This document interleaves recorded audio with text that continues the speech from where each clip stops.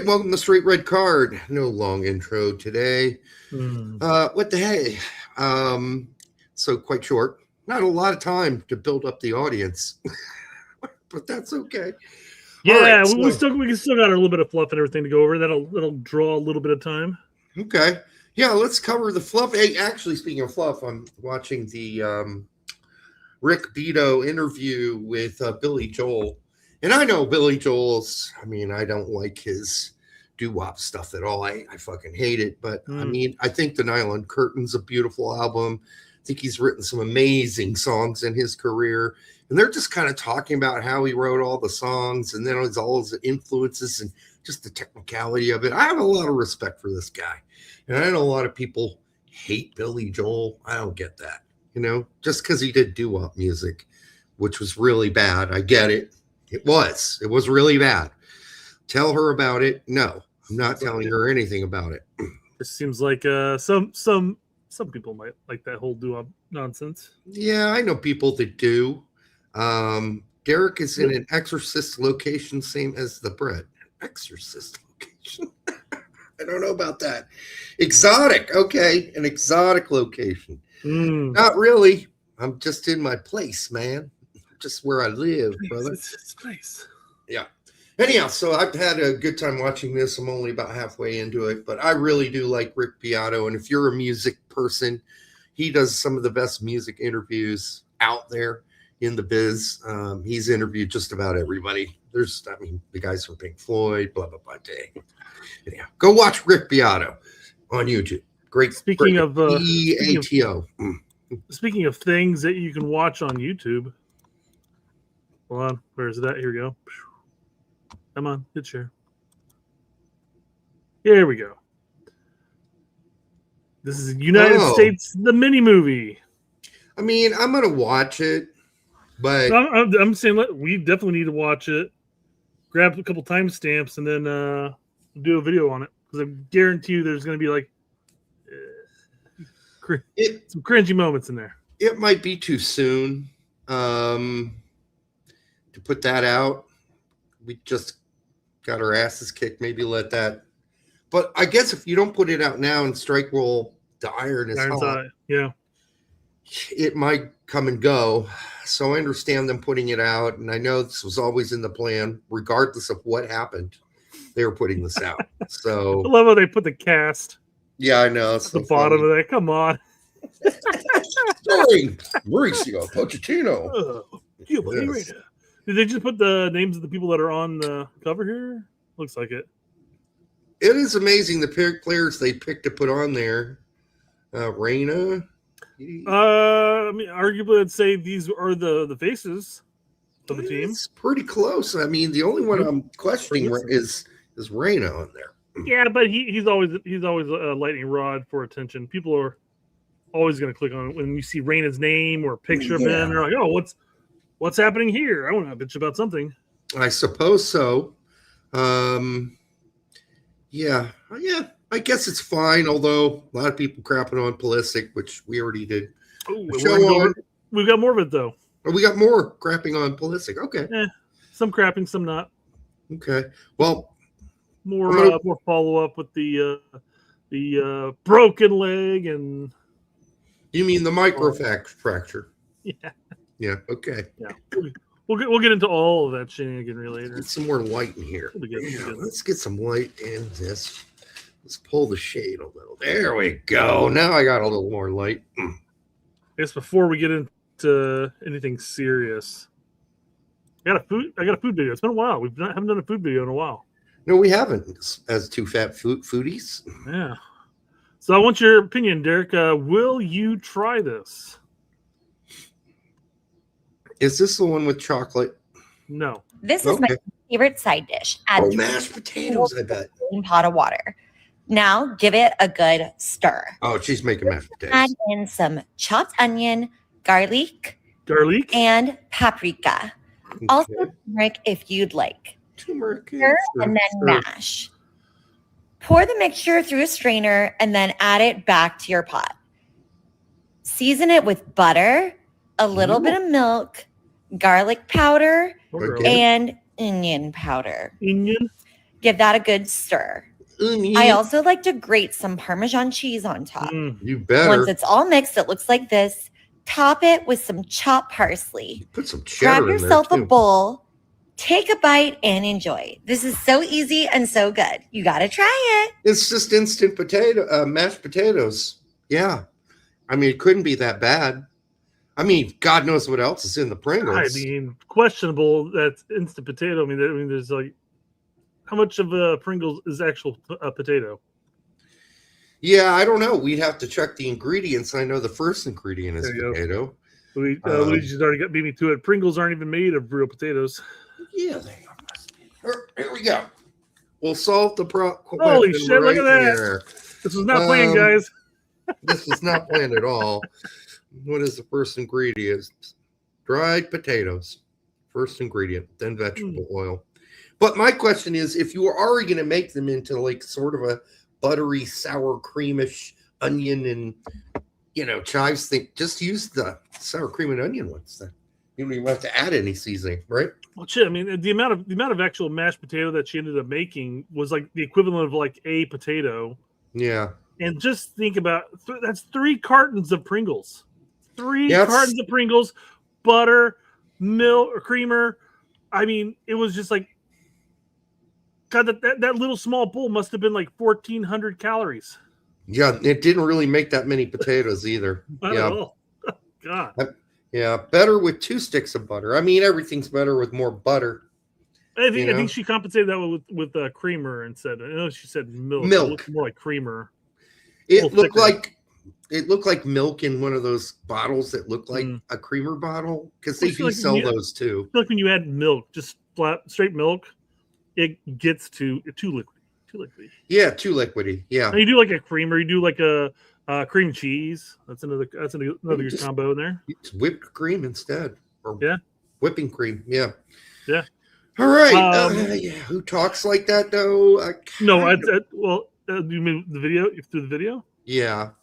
Well, I mean, I really do think that was AI. At least the voice. Do you think? I don't know. She's like onion, paprika. Yeah, it's too weird to be AI. Like she had all kinds of weird, prissy pronunciations of things. Yeah. Freaking weird, but never would think about boiling down Pringles. Yeah. Hey, by the way, thanks to all of you who have been watching the recorded shows. Yeah, finally we've learned our lesson that, if you just do live shows, then YouTube hates you. Yeah. And since we stopped doing that, we've gained a butt ton of new subs. We cracked the 4,000 mark easily. We're moving well on now. So we're going to continue to do some recorded shows because that seems to keep us from getting completely punished by YouTube. Shadow banned by YouTube algorithm. Yeah. Yeah, it's funny. I posted that we're 1 sub away from 4,000, and literally like my refresh later, we're past it. I was like, hey, look at that. Yeah, and then we went well past it, which is good. All right. F-Man, Angry American, $2. Thank you, my brother. Would you consider having another call-in show? Sure, we would. We're not afraid of a call-in show. We've done quite a few. I think that's something maybe we all do next show. Who knows? We'll look into it and see if we got something to talk about. Or if you guys just want to vent, I know that's something. Yes. Somebody, it may have been F-Man Angry American on Twitter tagged me in something saying, hey, can we do a call-in show so we can, still bitch about the tournament? Let it rip. Yeah. I guess. So, people have voices. They want to be heard on this front. Right. Not a bad idea.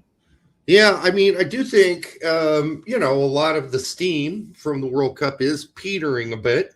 If you're just an American fan and you got no real buy-in with any of the other teams that are left. But I think there's still going to be a crap load of people watching those games here in the United States because they're so good. I mean, these are the top 4 seeds that made it into the semifinals.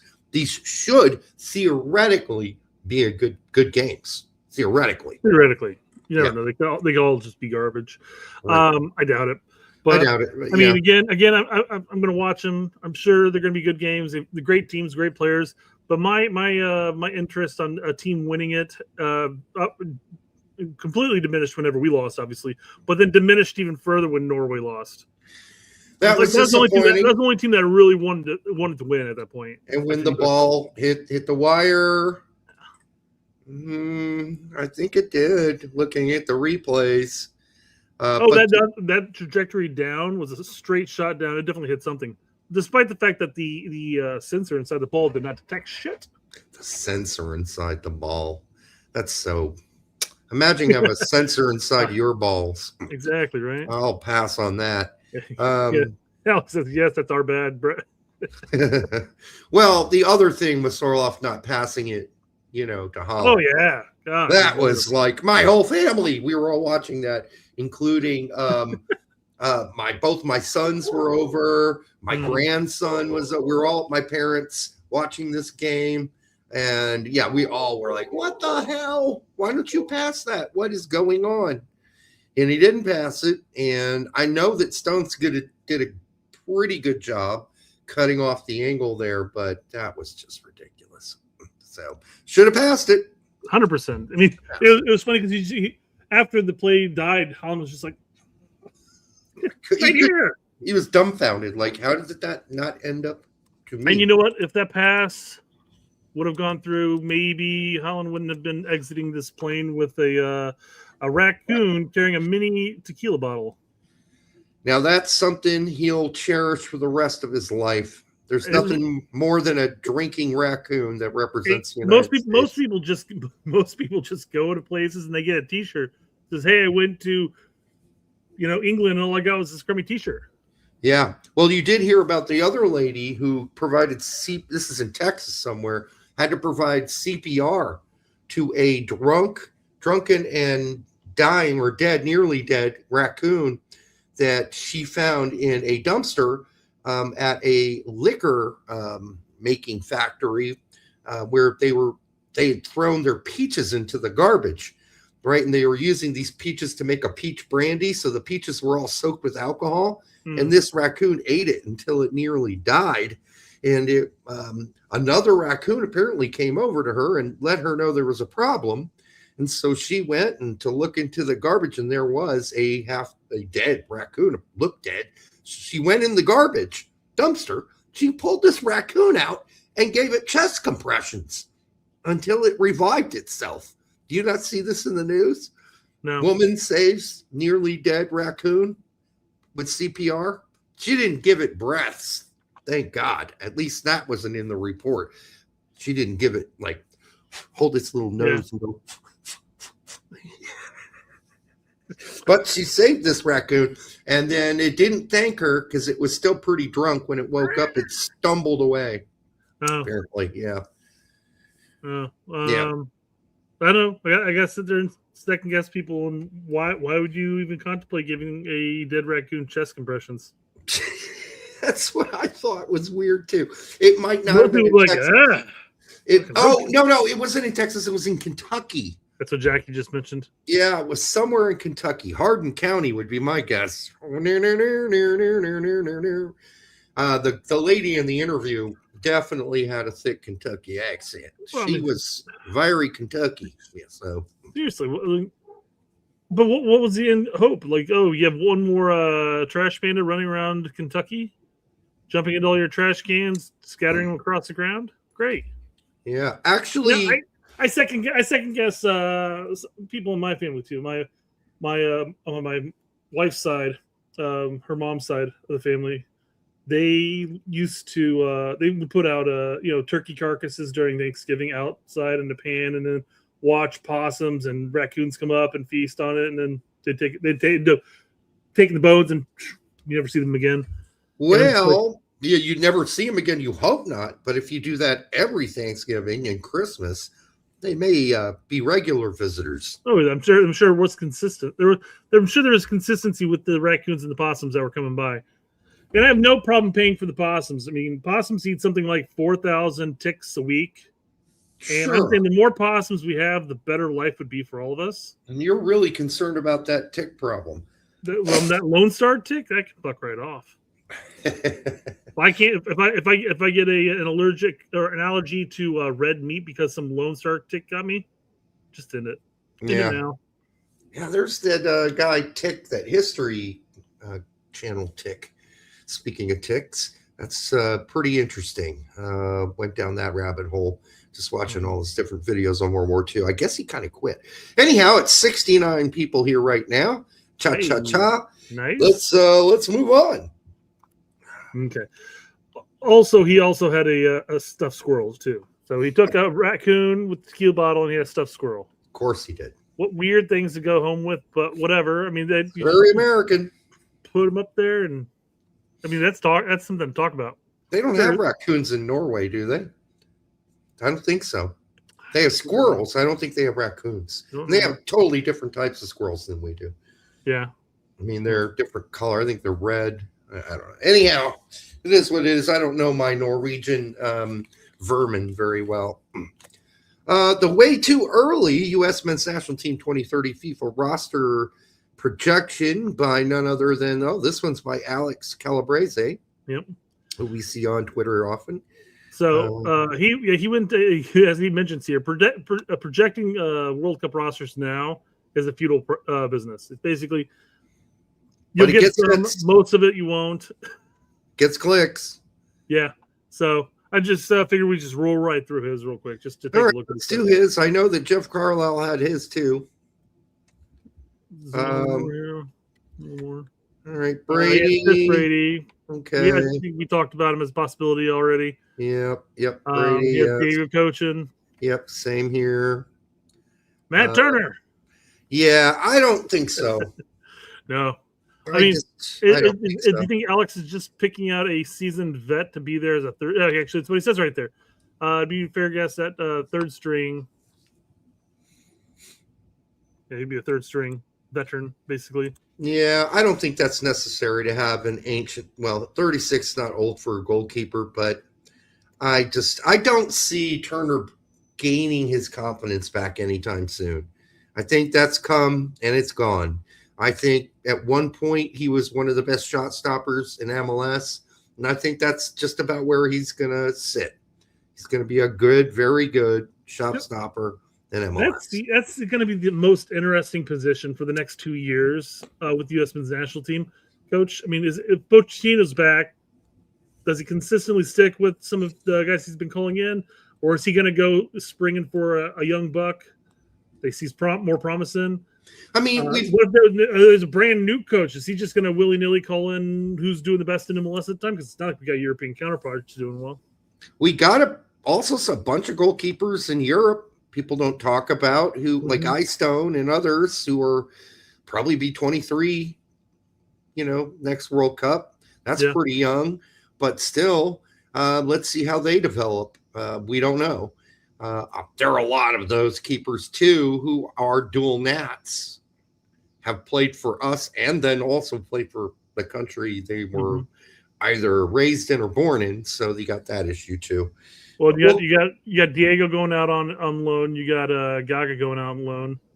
And we'll get into that later too. But it'll be interesting to see. And it's just at least the first year of the new cycle. That's the most question mark position I think we have as a whole. Center back that too, but yeah.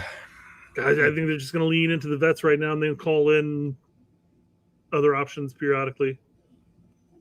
Yeah. I mean, there are a lot of developing center backs too. I mean, which ones will play for us is the big question, because we always talk about the ones in MLS, but there are more than a handful in Europe too. Unfortunately, the ones in Europe who are dual nats have predominantly, again, same thing, played for us, then played for the country they live in, then played for us, and then went back to playing the country. So they're flip-flopping U17, then in U18, and then U19, they come back to us, and then they then go play U19s with, the team in Europe. So I don't know, man. A lot of questions going on. I see the Stefan comment, Colin, but I don't know. I think that ship is probably sailed just because that dude cannot stay healthy. Yeah, I was just responding to Colin Save his saying when life. healthy is the key word right there. Yeah, dude, Key could words, not I stay guess. healthy. Yeah. So, all right, what else we got here? Who do we got? Center backs next. Center backs, Richards. Yeah. He's got no Kai Banks. Banks is very wishful thinking. And then there will have to be that question of, are we going to take him back now that he knows he can't make the German national team? Or will he get a cap early on in a Nations League game for Germany, just to lock him down? Yeah. It's very possible. So, I think right now that's just wishful thinking. Well, I mean, I feel like with no Kai Banks, I feel this is what I said whenever we talked about this after the World Cup. If he decides to switch back over, or not switch back over, but just decides to stick with us, is that if he comes and he plays well, 80% of the fan base, that's including casuals, won't care about the history. There'll be something like 10 to 15% that'll remember, but then will move on or forgive, or maybe it just won't be his favorite. Then there'll be about 5% that'll be like, "Fuck you, motherfucker." Yeah. I mean, we'll deal with that when we cross that bridge, but we're nowhere near crossing it right now. Yeah. We have things coming up in September, so I guess we'll see. That was just a really weird thing where it's pretty obvious Poach wanted him to come to the March camp, and that's the case. He probably would have made the team, and he still didn't want to come and play for us. So Cubs is interesting. You know him better than I do. Really young for a center back still. So yeah, I guess we'll see what happens. Doesn't really play for Berhalter right now, but which is a shame. I thought he was going to get more playing time this year because of how well he did in his minimum time last year. But he is going to be with the youth national team, so he's got that going for him on all those call-ups. He'll be there. Yeah. Yep. I mean, he's a promising kid, but he's incredibly young. Very young for a center back. Yeah. Pete back, Justin Che. Okay, that's fair. I mean, listen, we'll see. At least Che plays, so he's got a chance. Austin Trusty was one of the guys that played the World Cup that didn't look like doo-doo against Turkey. So, sure, why not? Potential players: Mark McKenzie, Ian James, Neil Peer, Ramiz Hamado. That's too small for me. Cameron Carter Vickers. Vickers is done. Come on. Vickers is absolutely gone. Come on, he's dude. toast. He's gone. He'll be ancient. Any center backs we didn't mention that you would think? Again, shit ton of them in the U.S. In MLS that look promising. Yeah, some Justin Che mentioned another one. Is another one that Winder just doesn't seem like he's been healthy enough for like forever, and has gotten very little playing time while overseas. So I am not really bought into that right now. I think we should keep our eye on Henri Chase and see at the end of the last season for Red Bull in Austria. He starting and playing. He's finally back from his injury, so let's see how that goes for him. Keep an eye on him. There are a bunch of players. I mean, there's the Bayern Munich kid. There are a number of different center back options in Europe as well developing. Question being, how will they develop? Are they going to turn out to be what we think they could be? And will they want to play for us if they really turn out good? Because the Germans need some players going forward too, by the way. A lot of these kids we're talking about are in Germany and some in England. But, yeah. Alex Freeman makes sense. Yeah, fullbacks, you got Peyton Miller. It's wishful thinking. But, you got to make a call, right? You got to judge. You got to throw someone out there.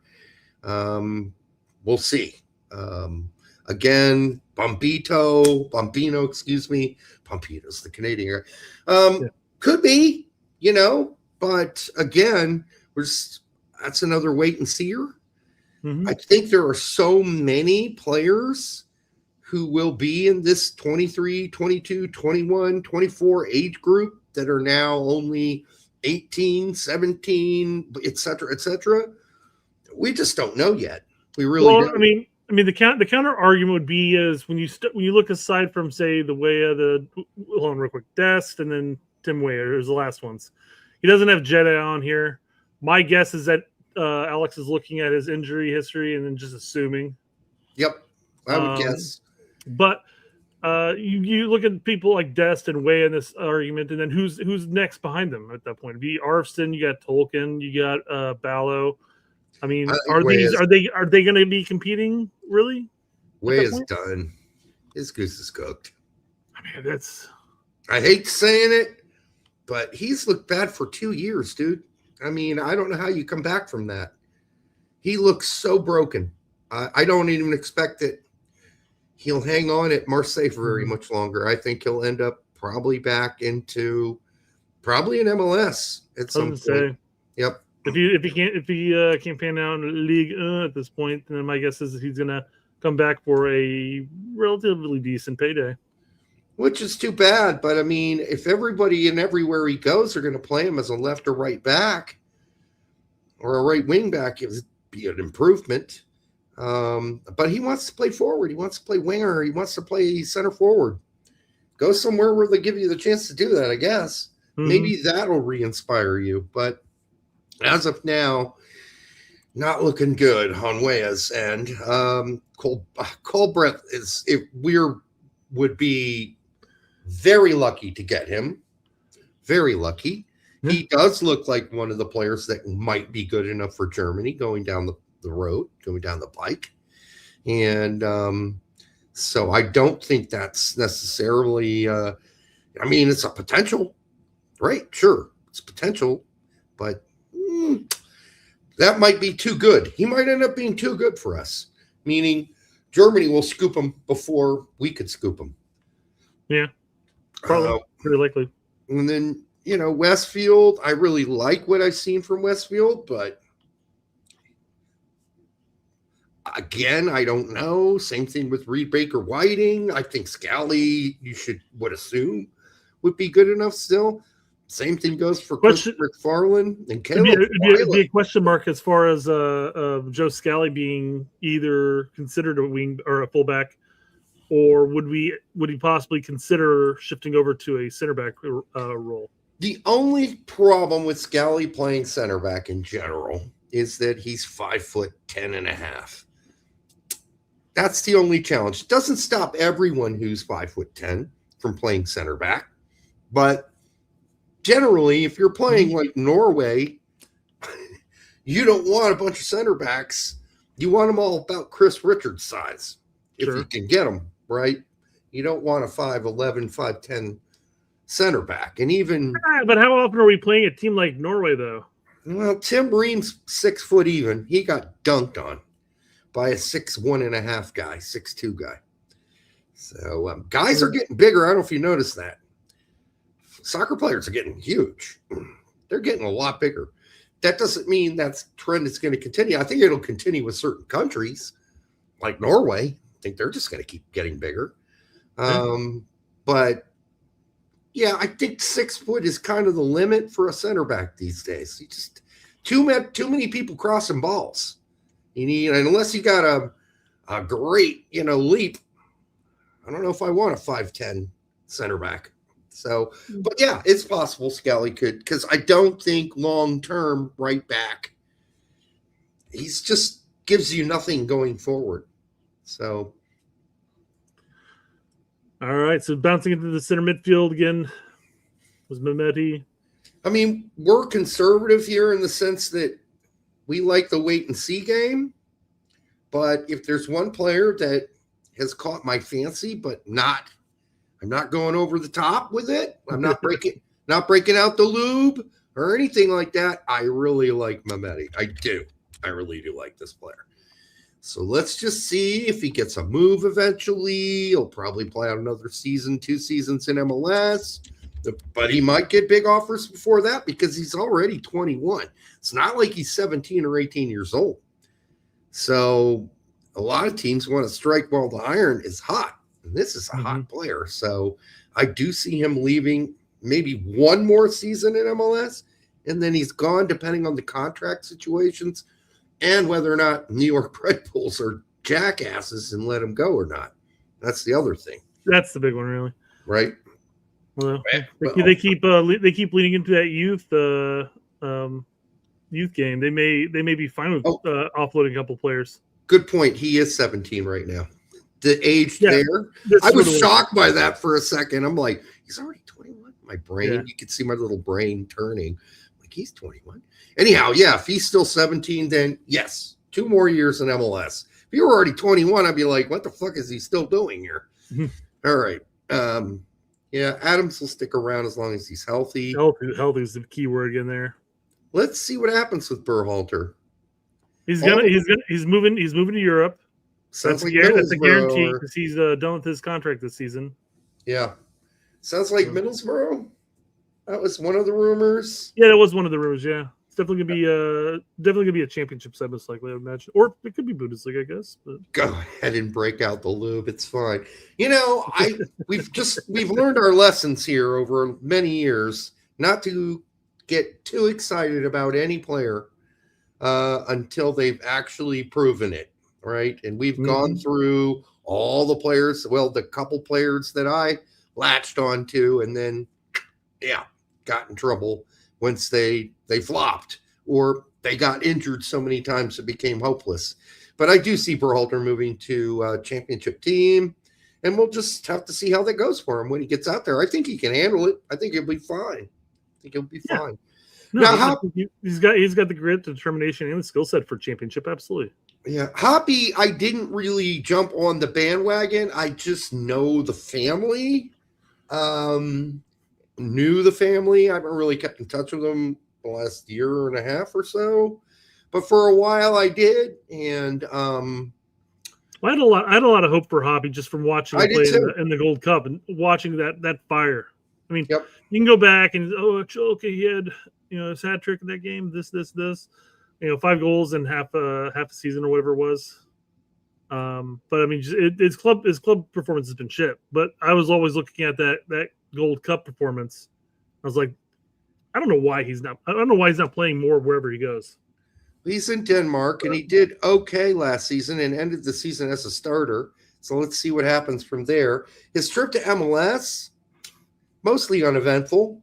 Yeah. So back to Europe he went, and we'll see what happens there. I don't know. Jude Terry is one of those guys that a lot of people were talking about for a while. I mean, I hope that works out for him. He's got a great name. That's a soccer player's name. Zlatan says Jude Terry sounds so very English. Yeah, it does. It's not as English as it gets, right? It's like if John Terry fucked Yoko Ono and they had a kid, right? Jude Terry. Yeah. All right. And then again, it's Pool, Cardoso, Takaris. I still think that's correctly pronounced in Greek, Zacharies. But hey, what do I know? That's what they're saying all during the World Cup, Youth World Cup, right? They were. Takaris. So you saying fire and high Valyrian? What the hell are you doing? Yeah, and then what did Jesse Morse call Yunus Musa? Yusuf Musa. Yeah. Yusuf. He made him Muslim. It's like a combination between names there, but yeah. Anyhow, go back to Musa real quick. Let's not pass that over. Does he make a comeback? Jesus, got to start playing to have a comeback. I mean, Cardoso's on the potential player pool as well. Aiden Morris doesn't make it again. Yeah, Aiden Morris is put in a really tricky situation this time around, but and you have obviously, you got Kramashi, who's going to be back in Serie A. Somebody was saying they're going to try to make him into like a right back or whatever there. I hope not. He looked really good. Kramashi, yeah. I think that's ridiculous if that's what happens. Does he have the pace for a right back in that sense? I don't think that's a spot for him, but that's what I heard. So. It's just Italian press. You don't listen to any of that shit anyhow. And then Brooklyn Rains. I love her movies. I love her. When I do the research, she's hot. But as a soccer player, I'm not sure how she's going to do. And then Jack McGlynn. Yeah, we'll We brought that see. up. Did we bring that last show or the show before? I know we talked about Jack recently. Oh no, when we were talking about the next roster. It was one of the most recent live streams, and we went through the current roster from the World Cup, and we said who was not going to be there, who was going to be there, and I brought up Jack McGlynn as a viable person as far as to consider who was not with that roster.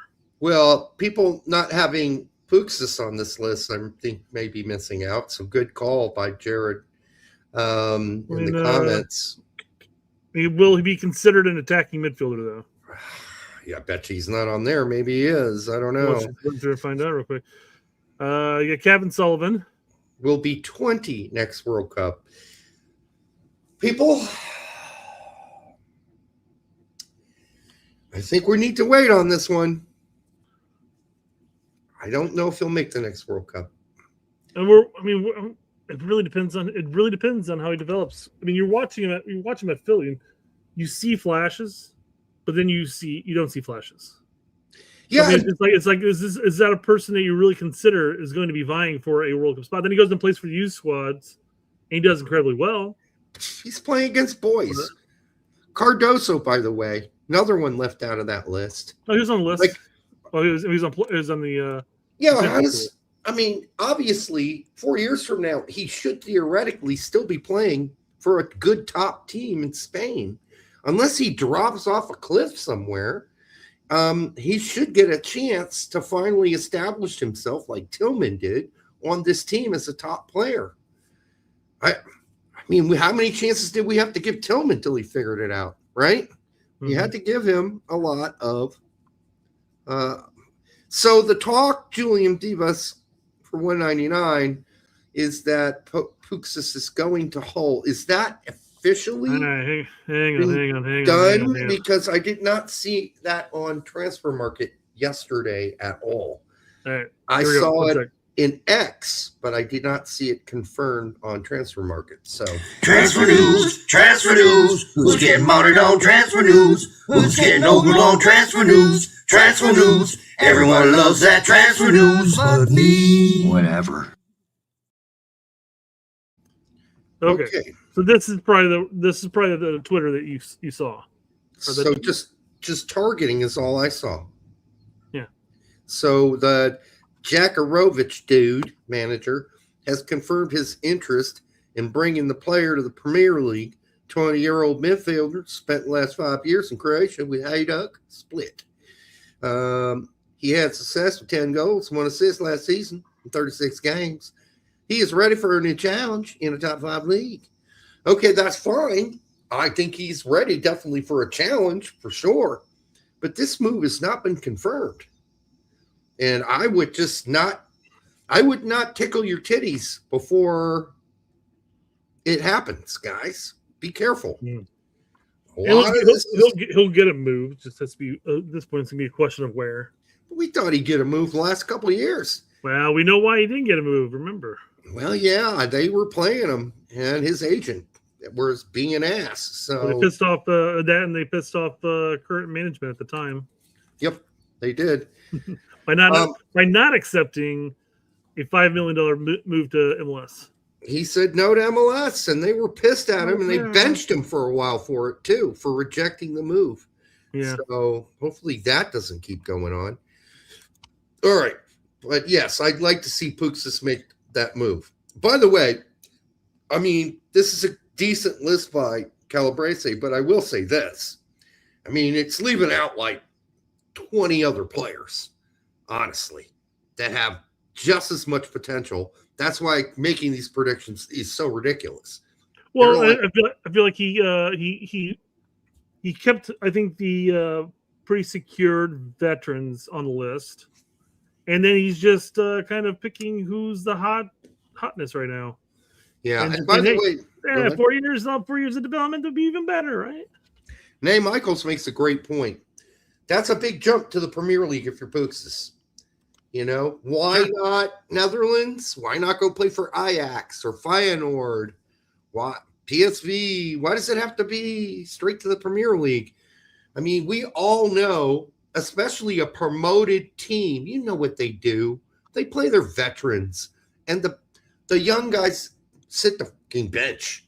They don't get to play. That's just traditionally what happens with Premier League teams. They're playing for ties. They need a center attacking midfielder on the field. I mean, I guess it depends on how the manager wants to play, but being the fact that at least in the last 5 years up until recently, it's been very difficult for newly promoted teams to survive at all. They just get relegated right back. They go up, they go back down. So it'll be depending on the manager and how big of balls the manager has. I guess we'll find out. Well, I mean, he's only got one more year left on his contract. So, I mean, Split's got to be looking to sell him And now. he's not re-signing. Yeah. So, was it Brian Marcus says, does he have a choice? Of course he's got a choice. I mean, he could choose to reject any contract he doesn't want to take at this point. And then, mind you, he's got to play out one more season, or most likely not play out one more season. Go to the Bundesliga. You can't tell me there's nobody in the Bundesliga that's interested in Rote das Butes. I just don't. I can't believe that. Why are we going to Hull? That shithole. No offense to people who live in Hull, but not the place itself's a shithole, but the teams are traditionally a shithole. It's because the manager. I mean, he's familiar with the league. Quite frankly. Sure, yes. Probably they're familiar with Rukas at the point. So, well, you don't make that kind of decision based on the dude being named Jakarovich. All right, I mean, I wouldn't do that. Look, think about no, but I mean that's why. I mean that'd be why the interest is there, and that's why they're targeting him. That doesn't mean that Bukas is going to say, "Yeah, I want to go." I hope he doesn't. I mean, I think, I mean, between Bundesliga and Serie A, I think those have been very favorable for the Croatian league as far as bringing them in and playing them. Yeah, I mean, bringing them in and adjusting to the league. I feel like, I mean, it's similar. Spiders Lawton, by the way, says Cole Campbell just signed with Elversberg. You motherfuckers just keep skipping over to the transfer news. Okay, let's go through the fucking news. Goddamn, guys! Oh my god! From Dortmund to where'd he go on loan? Leverkusen? I can't even remember. No, Frankfurt. No, shite. To Elversberg. Did Elversberg get? They got promoted to Bundesliga 2. They're in Bundesliga this season. Elversberg made it to the Bundesliga this season? Yeah, they got promoted last season. Yeah. Oh, they're going to get their asses whooped. Sure. All right. Well, at least he's still in the Bundesliga. Sure. Give it a go. Sir, you're just out to piss everybody off there. Come on. No offense to Hull, the city itself. I just meant the club has been a roller coaster ride for a long time now. Up, down, up. Josie played there. I go back to when Josie played there. That was rough. Hoffenheim, thank you. God damn it, Derek. My brain is rotting right in my skull. Yeah, so this is a big drop off to a team that more than likely is not going to survive promotion and relegation. Elversberg is a sliver of a town. I don't know how they could possibly, I don't know who the owners are. I don't know how they're going to be able to afford this. Being in the Bundesliga, good luck on that.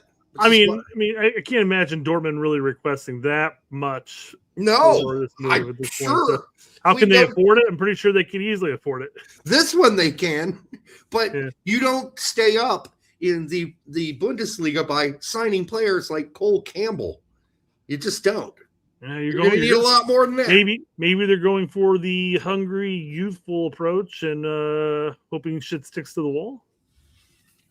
Yes. But I know one thing, Hoffenheim, who had the option, said, nah. They said, nah.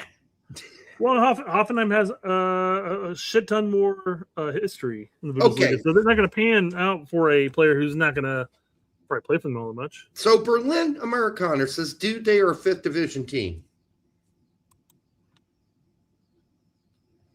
What? So that's why I'm shocked that we're talking about Elversberg. They're a 5th division team. No, they're in Bundesliga 1. They are just a 5th division team that's happened to be punching above their weight, is what he's saying. Well, don't get. He's They saying- used to be in the 5th division. No. He's saying they're a small fucking team that has no reason to be in Bundesliga, Yes, but they're in Bundesliga this season. but then Hoffenheim was just a village at one point, right? And now Heidenheim has what a total population of 70,000 or something like that.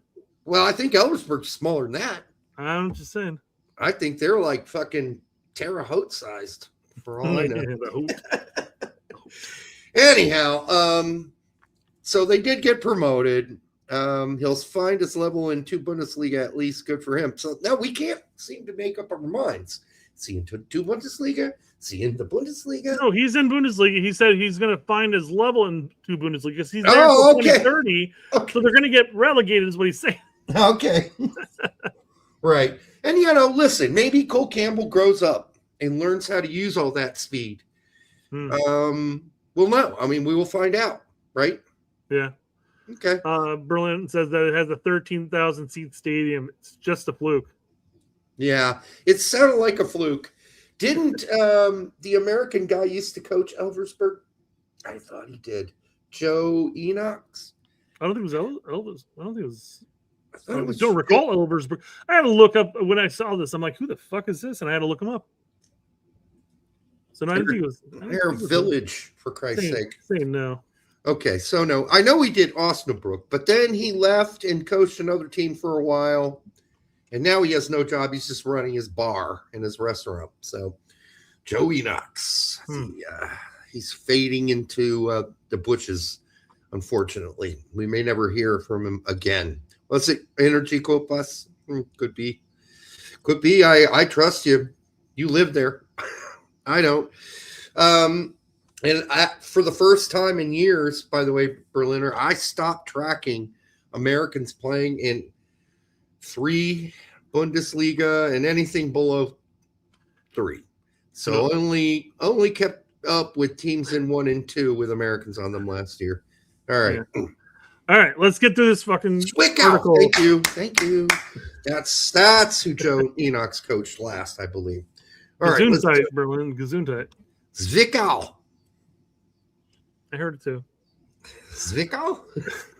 You don't like that, huh? I don't know how you guys sneeze in that country. Sounds like a bodily function. Zwickau. All right, what else? We got? Malik Tillman, Weston McKinney. Just going through this Yep. People missed out. Yep, Pooks is not in here at all. Yeah, Paxton Aronson. And Brendan Aronson are missed. Okay, come on with Paxton Aronson. Come on. And by the way, Marvin Dills last played for Germany's youth teams. So we better, if we're really on him, we better start trying to get those Dills in our hamburger soon. I don't even know the name, to tell you the truth. Huh? I don't even know the name. Marvin Dills?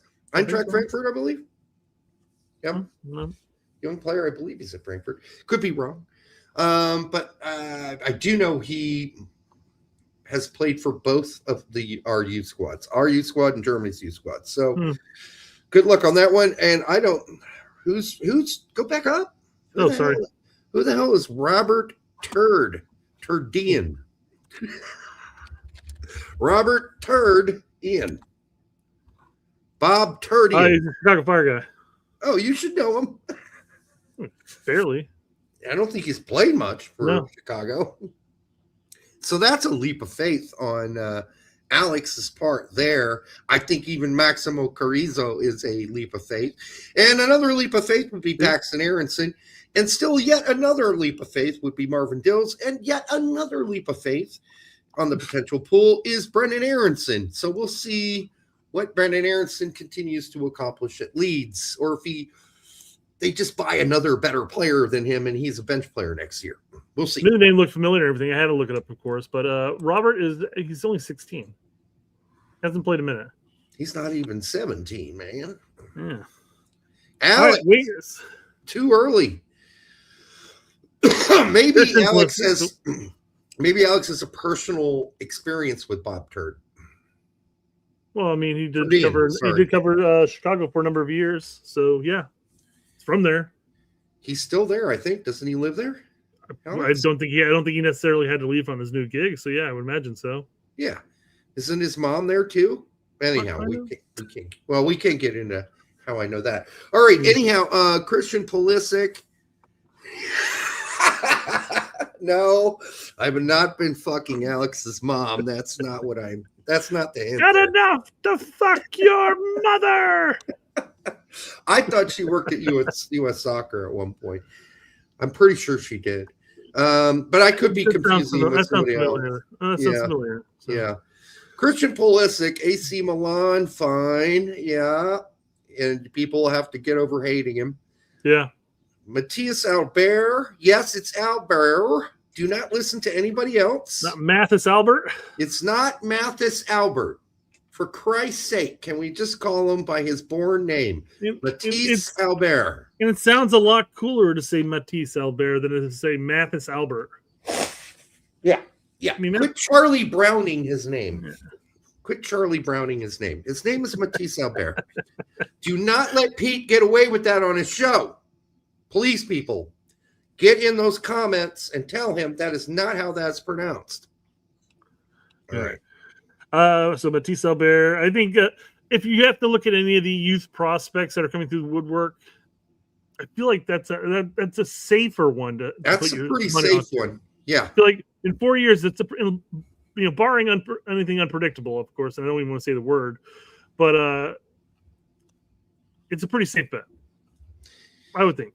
Yes, Mathis Albert does sound more American. It does sound more American, but I think the thing here is just to get it to sound cooler. I want his name to sound cooler than that. And by the way, he has French roots. So Mathis Albert. Xavier Gozo, that's a player everybody's pretty high on, including me. I like him a lot. I'm not whipping out the lube, though. Not going to do it. Not going to do it. But really, I've watched a lot of RSL this season. Again, if you have to predict 4 years down the road, it'd be a pretty safe bet to put money on him too, though. It would be, and all the rumors are he's got like maybe this season left, and he's gone. He might even be gone. He came out publicly and stated that he's expecting a move in the summer. Yes, that's what I was about to say. I didn't finish it, but yeah, he's gone now. So I would like to see what happens there before I get, too involved and start breathing heavy. I want to see how he does first. Gio Reyna needs to find a team who play him. It says maybe a hopeful inclusion given club form, but yeah, he's a talent, all right. But I mean, he needs playing time. So yeah, Cole Campbell's a potential player. No, he's not. No, he's not. Now he's moving to Elfsborg. Is it Elfsborg? Elversberg. Like Elfsborg better. I like Santa Claus land. Right. I like Berchamas's name, and I liked him in the Junior World Cup, but when does he get to play? When's he going to get to play? Isn't there talks of him moving to Europe here soon? Well, then he'll have to be like Joe Scally, move to a good team in Europe where they actually play him, because his club team doesn't play him. Hardly. Yeah. Not enough. Should be a fucking starting. Quinn Sullivan, maybe. Kevin. Again, with Quinn, I've seen moments of a good player, but it's just not enough for me. It's not enough for me either. Kevin Paredes? Dude, have you been watching his history? Well, if he's walking 4 years from now, it'll be a fucking miracle. As a winger, okay. I was going to say, I thought this was attacking, but still, no, as a winger, okay. That makes a little more sense, but... Didn't he just go to a two-Bundesliga team, or even worse than that?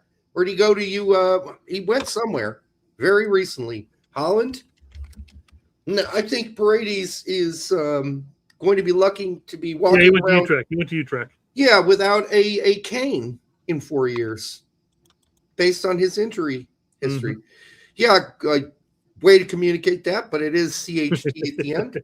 There's our thank you, my brother. Just being a jerk about that, but it's not a big deal. Yeah, Alex Zendejas will be 32, going on quickly 33. No, he's already slow. He's his oldest Pulisic in that sense. He's very technical, right? And that's great for where he plays club ball. But I think we all watched him get tracked down by a center back on a breakaway versus Turkey. Yeah. Yes, I know. We were just fucking around. Czar, don't worry about the spelling. We do that around here. We fuck around. We bust balls, as they say in the old days. But it's all in good love. All right. Big Tone says Carol Figueroa. How's he doing? He's going to go play for in Honduras. He's going to go play for Honduras, as predicted on this show about a year and a half ago. Yeah. Maybe even longer than that ago. It's hard to remember. See, center forwards, we got Balogun. Yeah. We got Hall. We got to beat out those Polish. How did Hall get to second? What? How is he listed second here? Oh, I don't think there's any consistency on the numbering. I do. I think he's just. You think so? Yeah. I do. I could be wrong. I mean, Weston McKinney's listed third in the midfield. Find Tillman and Cavan. Cavan's number one, Derek? He shouldn't be. I don't know. I think he's got a list and he's just numbering them. Okay. I don't know if he's saying, hey, this is our number one center forward, this is our number two center forward. How many Red Bull games you watched this year? Couple. I watched them all. And is he a great poacher? Yeah. But before this end of this MLS season, before it ends, I need to see some goals from outside the box. I need to see him create his own goal, at least one or two more. Because I don't believe, in at least my memory, he's created any of his own goals. He's really good. His tap-ins have been fantastic. Fantastic tap-ins. I need him to see him create a goal on his own. All right. Malik Jakupovic, I don't even believe he wants to play for us, based on what I hear. It does sound like he was. I mean, obviously photos are emerging of him as a child wearing whatever, Zelda for Bosnia and her, so forth. So just like Esmir, it's the same trajectory in that sense. I'm not sure what's going to happen. Yeah, Average Joe says, Derek, why can't Hall be a Holland-like player, box poacher? Holland's not just a box poacher, though. If you watch him in the World Cup, one of his goals came out from outside the box. Right? So he can do that too. Holland scores goals all types of ways, not just tap-ins. So far, I'd say 90%.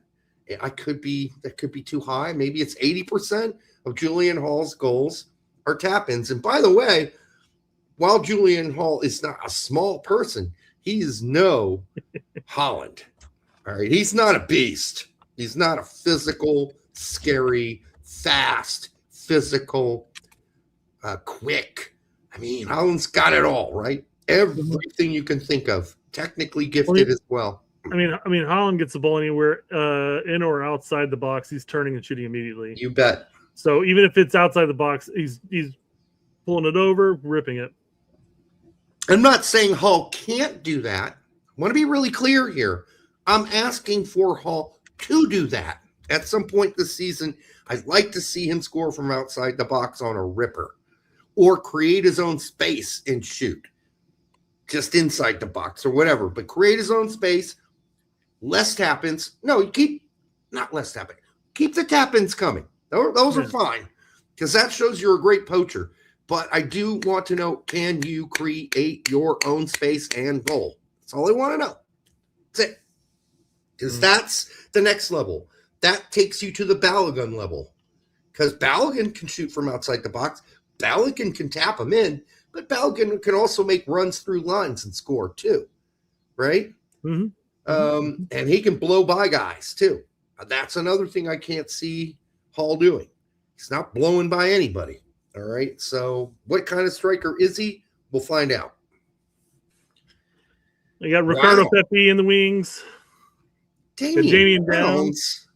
He's done. He's cooked. Patrick Adjumon. I mean, we'll see how he comes back 4 from years. the injury, but I mean, it's also taking into consideration it's 4 years from now. I mean, is he going to continue to push the way he did this past season? how old will 4 he years be from now? too? He'll be 30, won't he? 29, 30 area? Yeah. Yeah. Pepe, means get rid of Pepe already. Just put him in the afterthoughts. Yep. Pepe. So what the hell happened there? Is Pepe just going to fall off a cliff? Josh Sargent, you don't even put him on the list. He is DONE. He made his bed. He's sleeping in it right now. And unless he starts dominating MLS, which he most certainly has not since getting here, I just don't see that happening. And I mean dominating, being like one of the 2 leading scorers in the league. I mean, and here's the thing as far as going back to Pepe real quick. I mean, if Pepe is still playing and bagging goals in Europe, there's no way he's going to get offset by, Jakubowicz. Yeah, that's such wishful thinking. That's I mean, crazy. you went with 2 incredibly young and hardly tested center forwards here. Julian Hall's, like we talked about him already, but I mean, are you even playing for the Union right now? Is he starting? Are you fucking Jakupovic's mom? How does he get thrown this high up the ladder? I mean, you must really have seen him play for the youth squads at the Union and fallen in love. That's all I can say. Yeah. I mean, well, is he on the list here as far as the backup? But where's Chase Adams? You love youth performances. That guy bagged like some ridiculous goals for qualifiers. Yeah. Why don't we include him? Well, that is the challenge here. Instead of putting in guys like Josh Sargent, who are done, stuffed, and Damian Downs, whose confidence is in the total shyster hole, and maybe he makes a comeback, but I just don't see that happening, then, I mean, you've left out other guys that have way better possibilities. So I don't know what's up with that. Marcus Zambrano and Alexander Staff are also massive leaps of faith. Massive leaps of faith. So I would prefer, if I'm doing an article like this, not to make massive leaps of faith. Well, if you wanted to again predict a 26, I don't think you'd make some changes in there, but there'd be reasonable changes, like you said, like with Gozo, with Hall, with Matisse Albert as an example. Those would be some reasonable picks. But I mean, you start throwing in people who have a couple games of MLS experience, period, and you're getting rid of a guy who's coming off and he's most likely going to be landing himself at Fulham or somewhere in the EPL or somewhere else besides PSV. Yeah, you would think. I mean, how do you not just assume? It's not like Pepe's like going to be like 32 or something like that. He's going to be what, 28? I mean, you've got Ricardo Pepi with a pretty good track record so far at PSV when he's healthy, and you're just chopping him at the legs while you're taking other people who don't belong on the list at all. I think Sanogo might be a gunner there, my man. Well, I think Berlin's making a comment about youth performances, quite frankly. Yeah, that's why he's got the smiley face, Sanogo, yeah. God, man, if you went off youth performances, you would have thought that he would have been, starting for a Champion League winner at this point. Oh, Conrad, same thing, right? Conrad, the same way, yeah. Conrad de la Fuente, who was our good buddy that played in Austria for all the years. I forgot his name. We used to always talk about his time. Luna was not on the list. It wasn't even contention. Yeah, so Alex Calabrese doesn't think very highly of Luna. So, hey, Colin Reese, if you're upset and you want to go attack somebody because they really don't believe in Luna, go take it to Alex Calabrese. Leave us alone. Come on. Leave us alone. All right, for the 173 of you here now, make sure you like, subscribe, and share it with your grandma because your grandma cares about U.S. soccer. Yeah. And if she doesn't, she will soon. My grandma does. No, she doesn't. She's dead. All right. Yanks report. Is this new? Is this guy been around for a while? Yanks report. 122 followers. I'm not sure how long. I mean, I could dive into them and find out, but Pretty new, because you got 11 Yanks. Then you had Yanks Abroad, right? Which was Brian's tag. What are the we source doing here? appears to be Soccer by Ives. Yeah, okay. Okay, so Wiley and Slonina need to go someplace to find jobs. Yeah. Of course they do. Well, They're I mean, last season Gaga didn't go anywhere because he had his broken pinky. yeah, and he couldn't secure a loan before it was too late. And his penis was sprained. Yeah. And all those things need to heal up. Hard to play goalkeeper with a sprained penis. So I think that this is not surprising. It's not even a news. It's just like, duh. Of course they're leaving. No, it's nice to get some Gaga news in there. I'm just saying. I mean, they're not. Well, the question is, Brett, where is he going? Third division, England? Fourth? It's already been to the third division, England. Didn't work out so well. To go back? But he had he had a good solid 6 games, and then it went to shit after that. Caleb Wiley, same thing. Every time he gets a loan, something breaks. Right? Yeah. Elversberg, send him to Elversberg. Yes. Send them both to Elversberg. Let's do it. I like that idea. All right. MLS Next? Well, it wouldn't be MLS Next. I think both players are too old for MLS Next. It'd be MLS Next Pro. I mean, you can't be too old for MLS Next anymore, right? Because they got MLS Next Pro. MLS Next is the academy. Sure. Yeah, too young for that. Caleb Wiley, injuries. Slonina, injuries. So we'll see what happens. But going to Chelsea in the first place was a horrible idea. Okay, so Dest reportedly emerged as a target for Bayer Leverkusen, where he could link up with U.S. men's national team player Malik Tillman. The Leverkusen interest comes from amid separate links to Bayern Munich. No. First reported by Florian Plettenberg. No. He's not going to Bayern. No way. Not after what we just watched. What are you, crazy? You got to be kidding me. He's definitely not going to Bayern. That's like, well, by the way, the whole, go ahead. Rumors linking FC Bayern to Dest are wide of the mark, are currently wide of the mark. No talks. No negotiation. Yes, thank you. Yeah, and by the way, the whole Pulisic rumors to MLS, done. That shit's cooked. Not going to happen now. While his agents talked about very serious talks with New York City FC, nobody in MLS wants Pulisic right now after what just happened. They do not see it as a positive move for them. For MLS. They do not see that as a positive for MLS. They're not doing it. So I can tell you that word has been passed down. MLS are not interested in Pulisic right now. And by the way, AC Milan, again, this last couple days, said they've received injury from blah, blah, blah, or interest, from blah, blah, blah. And they said, go fuck off. He's staying at AC Milan. So there you go. Puto 69 says, I would take Pulisic as an item. I'm sure you would. But as far as MLS being a big part of an investment to bring him here, because it would take a lot of money, they just don't think now's the time. So, yeah, they don't want him at the previous price tag. You just nailed it. Right.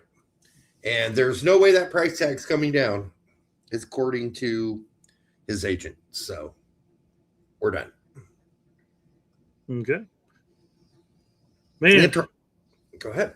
I was going to say, this isn't transfer news by any means, but it's a new change of coach within the U.S. system here. Steve Toronto, one of my favorite players, is going to be named the U.S. men's U23 coach and will lead them into the Olympics. Toronto left LAFC after 2025, saying he and his family wanted to return from Germany. Well, that was a short trip to Germany. Very short-lived, right? That's a seriously brief trip to Germany. I realize he's only going to be here months at a time. But I was going to say, yeah. I mean, most of his job right now can be remote, quite frankly. I mean, he may come back stateside, watch a couple MLS games, watch some European games, whatever, occasionally, U23 camps, wherever they're going to be held at. But I mean, he can still be living in Germany while doing that. Yeah, he can and he will. So, okay. The only thing you need to worry about as a U.S. men's national team fan is that this is some sort of creeping, slow move to sign Cherundolo as the overall coach of the whole team after Poach says, I think I'm going to move on. Berlin says, LOL, wife threw him out. Obviously. Yeah, I don't know about that, but I think he's fine as the U23 coach. Somebody's like, well, he doesn't play anything like Poach plays, and I thought they'd want to, sort of make both the way the teams play consistent. They can work that out. Mm-hmm. Cherundolo does tend to be a little bit more conservative, but that's fine.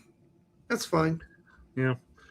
So while Steve Cherundolo gets brought into the fold, the U.S. soccer fold again, your favorite player comes out and leaves a scathing comment. Sure did.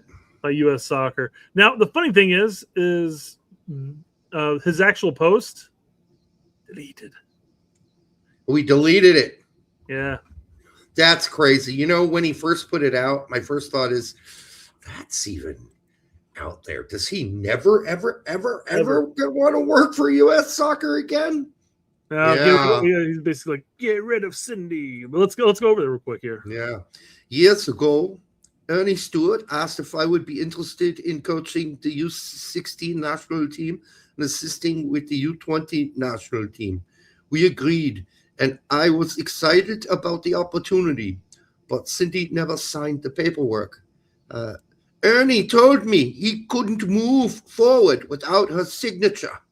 Later, I was advised not to talk about it because I would never get another opportunity if I did. If you're wondering why I'm talking about it now, it's because I'm back in Germany, Deutschland. Let me be clear. I don't like working with people who put their own interests ahead of what's best for development while claiming they are acting in its best interest. This is just one story.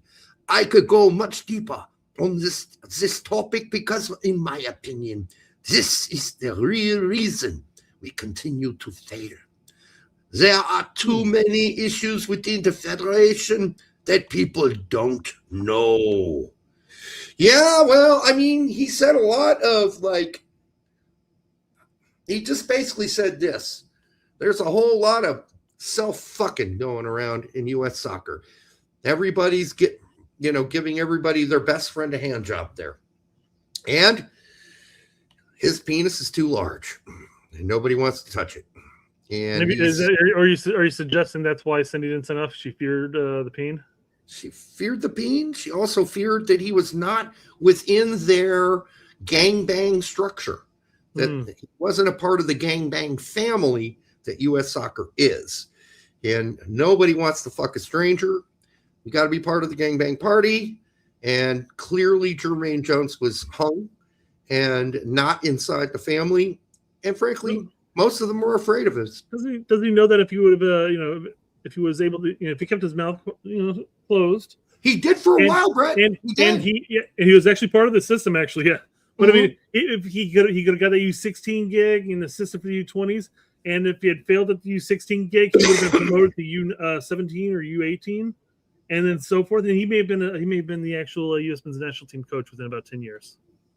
He really did self-censor for 3 years.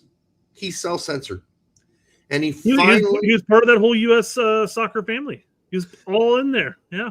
Remember when Pete and Tack went to that conference and interviewed him? And maybe I can't say that. I think they said it publicly. And they're like, He wouldn't give us anything. He would not criticize U.S. soccer, anybody in it. We were pretty shocked. I think they would back. I think I'm okay to say that. I know they told me that in private, but I think they'd mentioned it on their show. But anyhow, they were really surprised that he was so self-censored. That's over with. It's done. Mm-hmm. But it's not done, is it? Because he deleted it. He deleted it. It's like, well, and again, I'm assuming that it was his post because everybody that was responding to him and saying like, "That's great." Blah, blah. Hold on, I may have. Here we go. Yeah, because 343 talks about barely scratching the surface. I could go far deeper, as can so many others who've had to deal with this corruption. Now, again, you click on it. Mm-hmm. It's gone. And by the way, the 343 brothers, same thing, man. They are PO'd. They have been cut out of this system by so many people. And, he's talked about it on his show, so this is nothing surprising. And, yeah, that's exactly how he feels, too. So, yeah, you found a compatriot, except Jermaine Jones posted and said, oh, shit, somebody contacted him. Remember? Yeah. Just like someone contacted me. Yep. Or contacted, what's his face's father? Kleshton's father. Yeah. And had him retract everything he told me and said, please pull the article down. Someone in U.S. Soccer always contacts somebody. Or someone connected with U.S. Soccer. Who's the coach that Kleshton was under at Chivas USA that he hated? Oh, who's that again? Preki. He fucking hated Preki. So where's Preki at these days? Yeah, I mean, that's the crazy. He was an assistant coach at the time on U.S. Soccer. And they felt that article, this is back in 20, whatever it was, 12, 11, 13, I don't remember. I wrote an article. And after it was up for like 2 hours, I got a phone call. And it was Kleshton's dad. And he said, please, God, take it down. I got called by U.S. Soccer. They said he'll never play again for the U.S. soccer team if you don't take the article again. Well, we took it down, but guess what? Your son still never played for U.S. soccer ever again. Preki was the Seattle's assistant. Yeah, I mean, Preki's a dick. Yeah. Everybody that's ever had him as a coach has said the same thing in private. He's a prick. He's a total prick. That makes you a good player sometimes, right? Being a prick. Yeah. But a coach, that can either go one way or the other, right?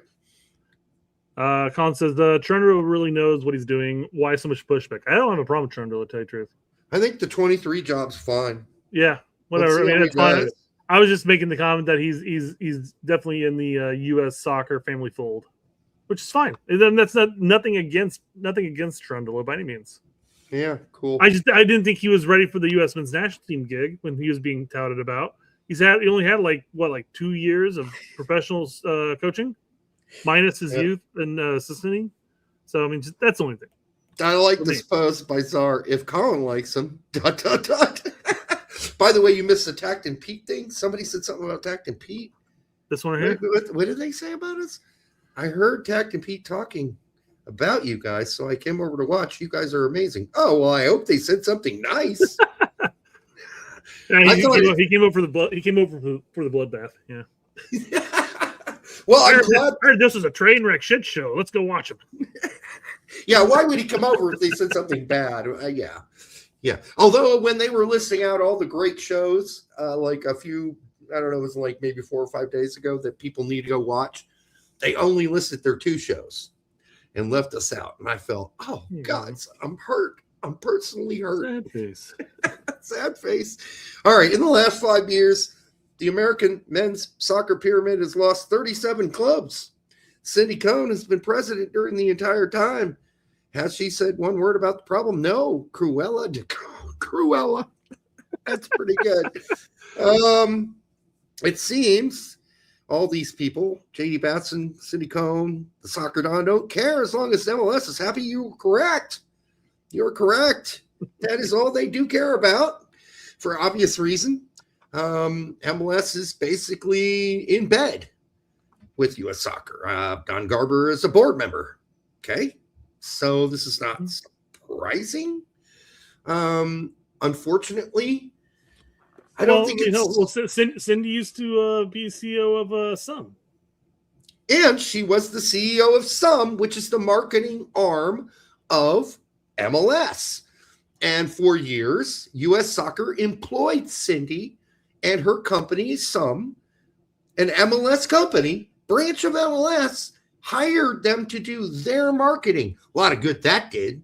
They basically shit the U.S. Open out their asses and let it die on a stick. So how good were they at marketing? And then fucking MLS had the balls after they were the marketing arm of U.S. Soccer to say, well, we don't want all our teams playing in the U.S. Open anymore because the marketing for it was horrible. Nobody watched it. Well, the year after Some bowed out? The year after Some bounds out. Hey, you assholes. You were the marketing arm for U.S. Soccer as U.S. Open died off or died away. And then you complained about it after and said, well, they're not doing a good enough job marketing it. Well, you were the ones marketing it. You twats. Yeah. Unbelievable. All right. For a decade and some change, just didn't do anything with the cup itself. And I would say since some fucked off from U.S. Soccer, I would say that U.S. Soccer is taking a better stance moving forward with U.S. Open Cup. Hopefully, they continue to progress it, move it forward as well. But I mean, it's a tough ask, especially since we're just a bunch of closed leagues, and there's such a ginormous talent gap. Yeah, for the most part. So, of the 37 teams that have died off in the last 5 years in the American soccer pyramid, I would guess that a bunch of them are obviously USL clubs, NISA clubs. We're talking third. Most of them are probably between the third and fifth division, though. So it's really hard to make a living and make a club, sustain a club in a really small city, and you're playing fourth and third division. Yeah, with no opportunities to move forward. I mean, hell, look at Elversberg. Yep. Right? Said it right that time? They could be the next Hoffenheim. They could. Elversberg. Or Heiden for that matter, yeah. Yeah, I got morons firing. I was like, what the hell is that? It's a firecracker. It's like you grabbed your microphone and went, I hope it's a firecracker, because otherwise that's a fucking cannon out there. But that's banned. Firecrackers are banned in my community, so I don't know. It sounded like it was close, but I mean, that could have been anywhere near you. Probably could have been, yeah, like a mile from here. It was just huge. Anyhow, yeah. So Cruella de Cone, I wouldn't just blame it on her. JT Batson's got to take some responsibility for that. The whole board. Go look at who's on the board at U.S. Soccer. Go look at the player reps. Okay, go look at them too. They're responsible. Well, I mean, God, and going back to the whole U.S. Open Cup thing with everybody at U.S. Soccer, it's like they started showing a bit of a backbone to MLS, and then they went limp biscuit right on and said, "Yeah, okay, well, some of your teams can send their two teams. Okay, well, not all your teams have to participate," and it's just like, guys, come on. Yeah, it's pretty lame. By the way, for the 206 of you that are here on Twitter, YouTube, and maybe even Facebook, make sure you like, subscribe, share it with your grandma. We'd appreciate that. Your grandma needs, if she's alive, she needs to know about this stuff. All right. Let's see. Tyler Adams sends U.S. men's national team fans a message following the home World Cup run to the round of 16. When this journey begins, you don't see it ending, Adams said. Like when you're at the start of it, the finish line is in your mind. It's July 19th. That's when the final's going to be. In my mind, that was what I wanted more than anything. It's going to be a homecoming to play in MetLife in New York. Like that for me would have been really, really special. God, reading these quotes is so difficult because it's just, I don't know. It's just all broken English. broken So up sentences. he's saying, yeah, the finish line for me, my goal would have been to make it to the finals so I can play Yeah, it I back know. at home. Really? I mean, Right. no So get shit. all the way back to Red Bulls. But I think everything happens for a reason. Okay. I have this overwhelming sense of gratitude, belief, just grateful that we went through that journey together. Oh, the journey. The Belgium loss, it's just one of those days. I think anyone that's played sports at any level understands some days you got it, some days you don't. Well, that's true. That's fair. And it just was just one of those days when it just felt like anything could go wrong, and it went wrong. It wasn't lack of competitiveness. It was a lack of mental strength. It wasn't lack of togetherness. It was lack of belief. I don't think it was a lack of any of those things.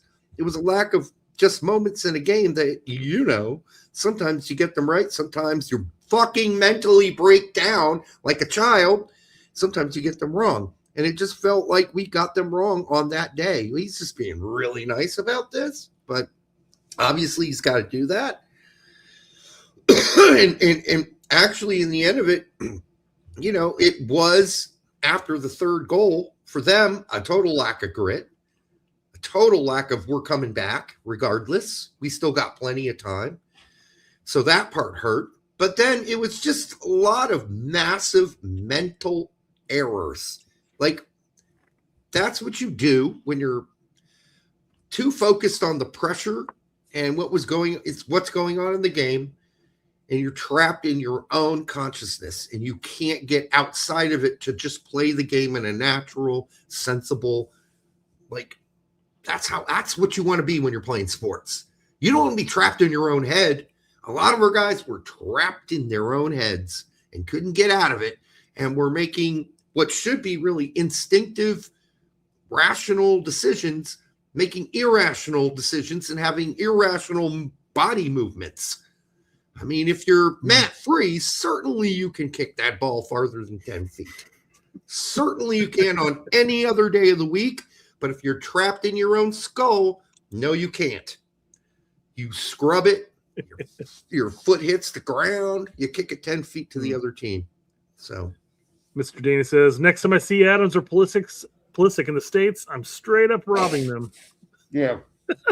Yeah, I guess. I mean, I wouldn't make that too public.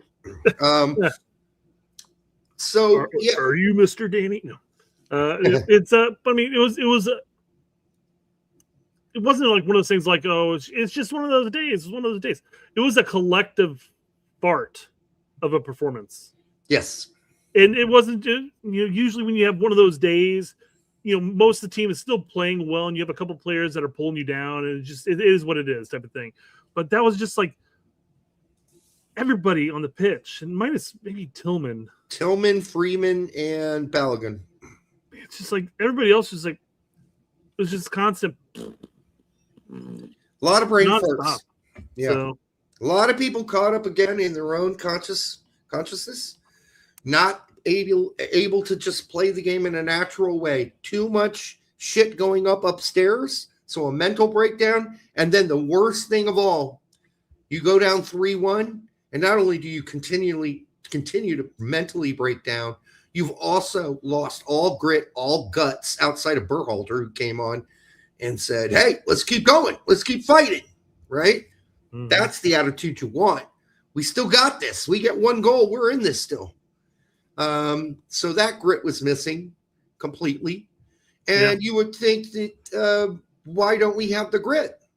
Well, I mean, the real reason we don't have the grit we have is because these players have already gone overseas, most of them, and already proven that they're qualified pros playing in top 5 leagues, and they've got nothing more to prove. Okay? They really don't. They proved they're top pros to themselves and to their teammates. They don't have that chip. The chip is gone. I think and we talked about this back when everybody was asking, oh, does this team even care, blah, blah, blah, after I think maybe Nations League and Gold Cup and all that stuff. Yeah. And I know we talked about it. I'm sure other people talked about it too. But it's just like you have all these players that are, making bank, playing in the higher ends of Europe, like we were saying. I almost wonder how many times that they're going to go in on a 50-50 tackle against somebody from Panama who's playing in MLS and looking at it going like, I'm going in at this 100%, or is it sort of like if I get there, I get there, Yeah. So there is that thing. Because then you start looking at the other players who haven't quite, made it to that level. You brought Berhalter as an example. He came in, he supplied a bit of grit that we were just simply lacking. Yeah. So I mean, the players, I question it. they care, Sure. right? I think they care. I think the question is, what kind of caring is it? And I think for a lot of the European stars, the caring is, unfortunately, we heard it from Pulisic. Well, to me, it's just another big tournament. And I don't remember who it was who stopped him and said, oh, it was Miola, I think. Or I don't know who it was, and said, what do you mean? Even Messi breaks down and cries when he plays at the World Cup. This is huge, dude. Huge. Mm-hmm. Okay? This is not just another big tournament. Well, I play with a big team. I have big games all the time. Like we played Milan, we play. Yeah. That's not this. This is the fucking World Cup. It's the biggest tournament in the world. Biggest. It's bigger than your little Inter Milan, AC Milan derby. Okay? It's bigger than that. This is the biggest thing, Pulisic, you will ever do. I think Adams gets that. I think McKennie gets that. But I still don't think Adams and McKennie, more Adams does play with a chip on his shoulder. I want to give him that. And I do believe McKennie does at times. At times. Not always, but at times.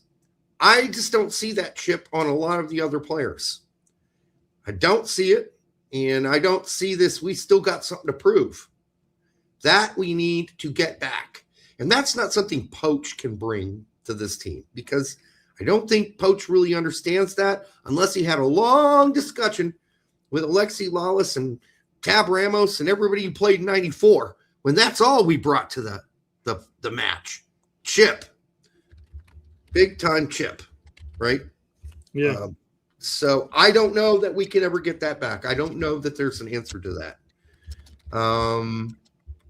You would think players that play in pro-rel leagues across the world would have a chip still. I mean, certainly Dempsey came with a chip. Donovan had a chip. Shit, even Jones had a chip, because guess what? He wasn't apparently good enough for the German team. So he's like, fuck yeah, I'm going to show you how good I am. I'm going to, Julian, I'll come back to your tweet in just a second, because this kind of fits in with what you're talking about, Derek. And I even responded to him saying that, hey, we're going to be talking about that later this week. I think the problem is the pay to play. That's why they don't have grit. So basically, those players who are hungry, that may get priced out of amateur development or developmental soccer in the States, is why we're missing out on it. Yeah. We're lacking that aspect, because you have people coming out of poorer families, and I'm going to use Luna. Luna's a great example. Dempsey. I don't know why I couldn't think of his name. You mentioned him just a second ago. Yeah, Dempsey. I mean, hell, even Chris Richards' mom came out and was talking about how they weren't even able to afford a season. He got a letter saying, "Hey, he's not going to be able to play this season for insert club here." So I mean, there's, and I would say Richards is a hell of a nice guy. I would say he's got grit when it comes to when playing in that back. So I don't know. It's there's some of that for sure. I'm sure that plays a bit in there, I imagine. So grit can come from different places. In Dempsey's case, it was, I grew up poor in a trailer park, and I had to bust my balls to prove myself everywhere I went. And so that's one way. The other way is, hey, I'm Eric Winalda, and I'm going to the Bundesliga, one of the first Americans to play there, and everybody laughs at me, and they assume I suck because I'm an American, right? Or I'm the American team in the 94 or 98 World Cup, where we were horrible, by the way, and everybody thinks we're a breeze. We're easy to defeat. Man, that'll put a chip on the whole team, regardless. So there are various ways to get the chip. I think a lot of our guys have lost that. They don't have one from coming up through being a poor, like you mentioned Richards, but that's generally not true for the rest of the team.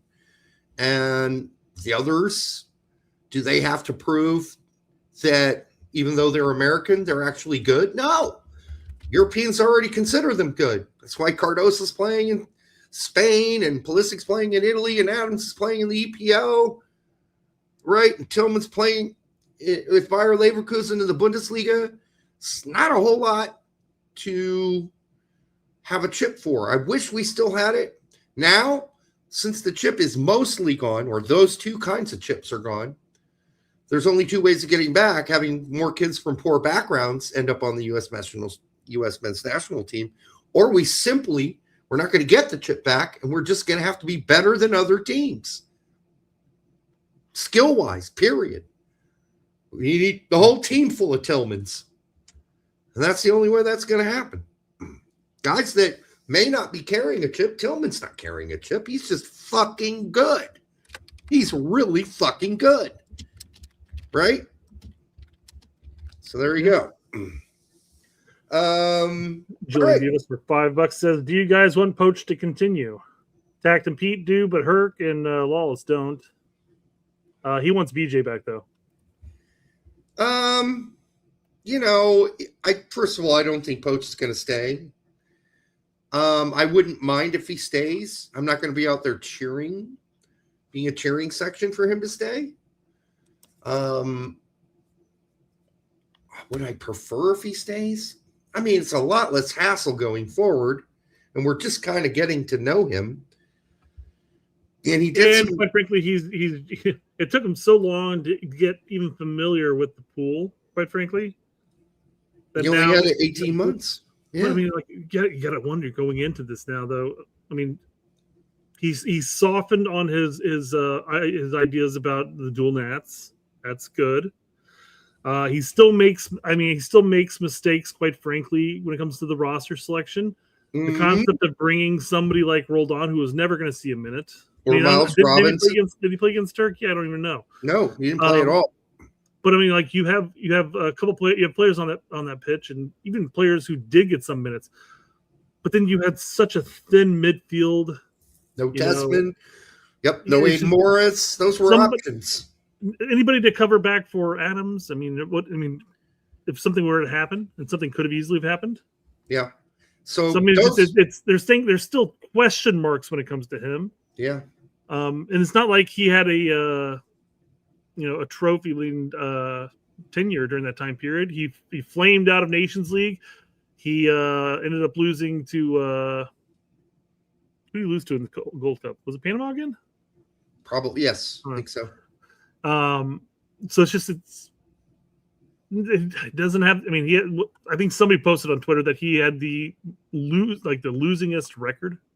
I made up a word there, I know, but it's fine. Losingest, the worst record, worst percentage of wins. When obviously Berhalter was the best coach because he had the best win percentage.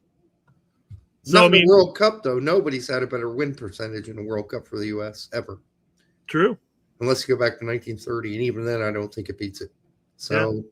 But that's not why I would want him to come back. I just want it for continue what we've started here, and with the realization that Belgian game hopefully taught some serious lessons to him and the team going forward. But I don't think that he's going to stay. And I know people are going to say Matarazzo is your next pick. I don't see Matarazzo leaving Real Sociedad to become the coach of the United States men's national team. Not now. So I think you may end up with an intern for a year here. And I don't know who that's going to be. And the only other guy I would trust right now that's an American MLS coach at this juncture would be BJ Callahan, just because he knows all the players, all of them. And he did a really decent job while he had the wheel as an intern coach. You could say Hertzler, I just don't see him leaving his job in the Premier League. And you can debate how American he is anyhow. And I don't think it needs to be American, but you're not getting Klopp and you're not getting any of the big names. I just don't know who else we're going to get. If I had like a really clear idea of who would take over, and I knew it wouldn't be Cherundolo, but I don't. I don't want it to be Cherundolo, and I don't want it to be Peter Vermees, and I don't want it to be a lot of guys. Mm-hmm. So right now I'm just going to stick with Pochettino because I don't really know. Joe Enochs. Bring Joe Enochs out of retirement. Enochs, close down your bar and your restaurant and come out of retirement and coach the U.S. men's national team. That's not happening. All right. So, yeah, nobody has a real answer. Thomas Christensen, is he fired? Or is he just going to continue to coach where he's been coaching and doing a fabulous job? I don't see him leaving. Has he been fired? I like Thomas Christensen. But that is the way Thomas Christensen plays is a lot more like, hey, we're going to play, and maybe this is what we need. We're going to play the kind of ball we need to win. I don't care if it's ugly, right? Is currently working as the manager in Panama. Is that the guy you're talking about? Christensen, yeah. Yeah. If you're not playing tough teams in real competition, how can you get better? Why does no one address this? You can address it, Thomas. I'll tell you why in a second. Japan is dealing with this. Mexico's dealing with this. Come on, guys. How are they dealing with it? They're dealing with it the same way we are. Because of Nations League and fucking FIFA and Nations League in Europe, the only teams available to us to play during friendlies are, at this time, either CONCACAF, and if we're lucky and the schedule works out, South American and some Asian teams, who also, by the way, have their own tournaments.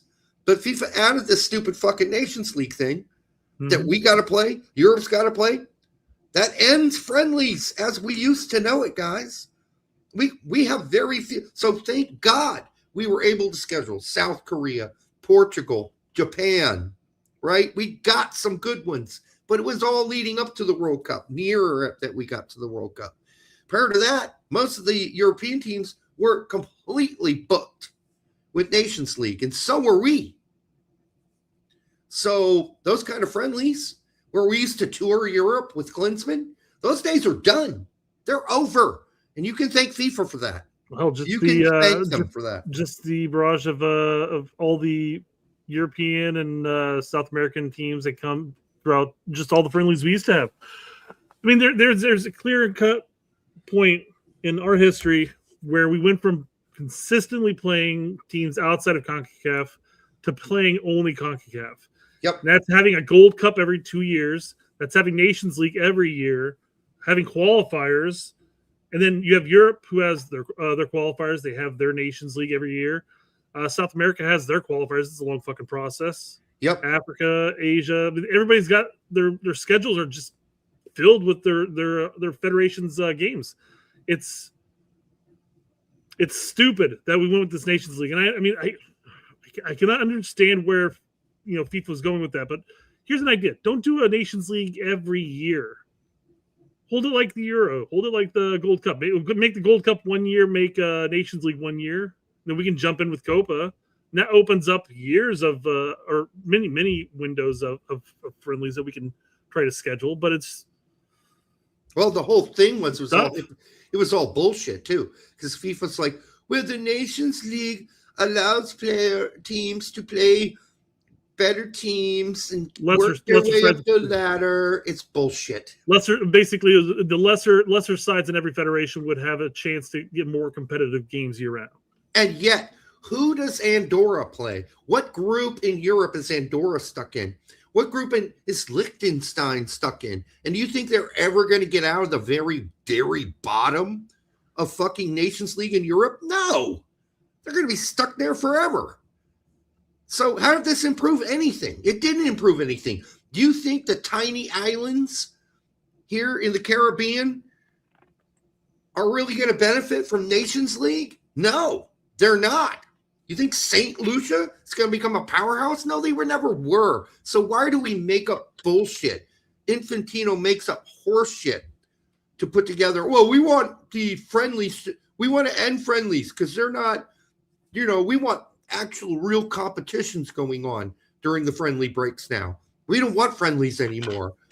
I mean, there'll be a few here and there, but let's fill the friendly areas now with a competition called Nations League. Yeah, that's bullshit. It's killing countries like the United States, where Klinsmann and Bradley and others would go on European tours and play Italy and Germany and get real experience. Well, all we do is end up playing Guatemala, Panama, and fucking Belize until our goddamn eyes bleed. I am so sick of watching the United States play CONCACAF games. I'm sick of it. It makes me want to vomit. Nations League was developed by UEFA, not FIFA. That's true. But, it's FIFA endorsed, and Infantino did say all the things I just said as an endorsement of it. CONCACAF was just copying it to schedule games when there was no one else to play. Well, then they need to fucking stop. They need to fucking stop. Okay? And that way, there'll be chances for us to play African teams. There's lots of good ones. And South American teams. The next friendly, I believe, is going to be Chile, as was leaked to me. I mean, that's like one of the worst teams in South America, but I guess. There should be a lot more options. I wish we could play more European teams because that's been the thorn in our side. And the only way you get better playing against European teams is to play them a lot more. And we're not going to get to do it. Yeah. Okay. All right. For the 225 of you here, make sure you like, subscribe, and share it with your grandma and your stepsister. Give her a kiss on the cheek for us. I hope that relationship's working out for you. I know your parents were upset about it at first, but it seems like they've come around. All right.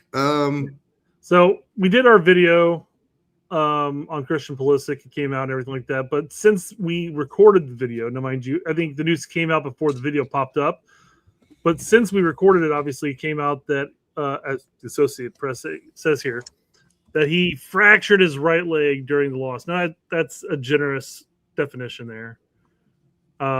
He's got basically a high micro fracture. It's a micro fracture, but the video you sent me of the guy who does all the medical stuff for all the soccer. Yeah. I'm going to pull it up here in a second. He went on talking about it, and he goes, I didn't see, you only tell if there's a microfracture apparently if you do an MRI, but from where the contact happened, he doesn't see how it's possible that there could be a microfracture in the tibia and fibula and tibula. Yeah, tibia. There we go. Let me pull that video up here. Basically, Pulisic got an ouchie. By the way, Big Tones, you just posted again, play Euro teams in Europe, and I just went on a 10-minute rant about why we can't do that anymore. I hope you didn't miss that because we can't. Okay? We can't. We should. Well, I guess in this instance we're taking FIFA out of the equation, then CONCACAF has to say, hey, we're gonna make the Nations League a little more I don't know the best way of wording this. Don't overdo the Nations League, basically. No, it needs to be cut down or cut off. Now the Gold Cup's meaningless. Well, that's the point. I mean, that's another thing right there too. Isn't it just more or less a duplication of what the Gold Cup is basically doing?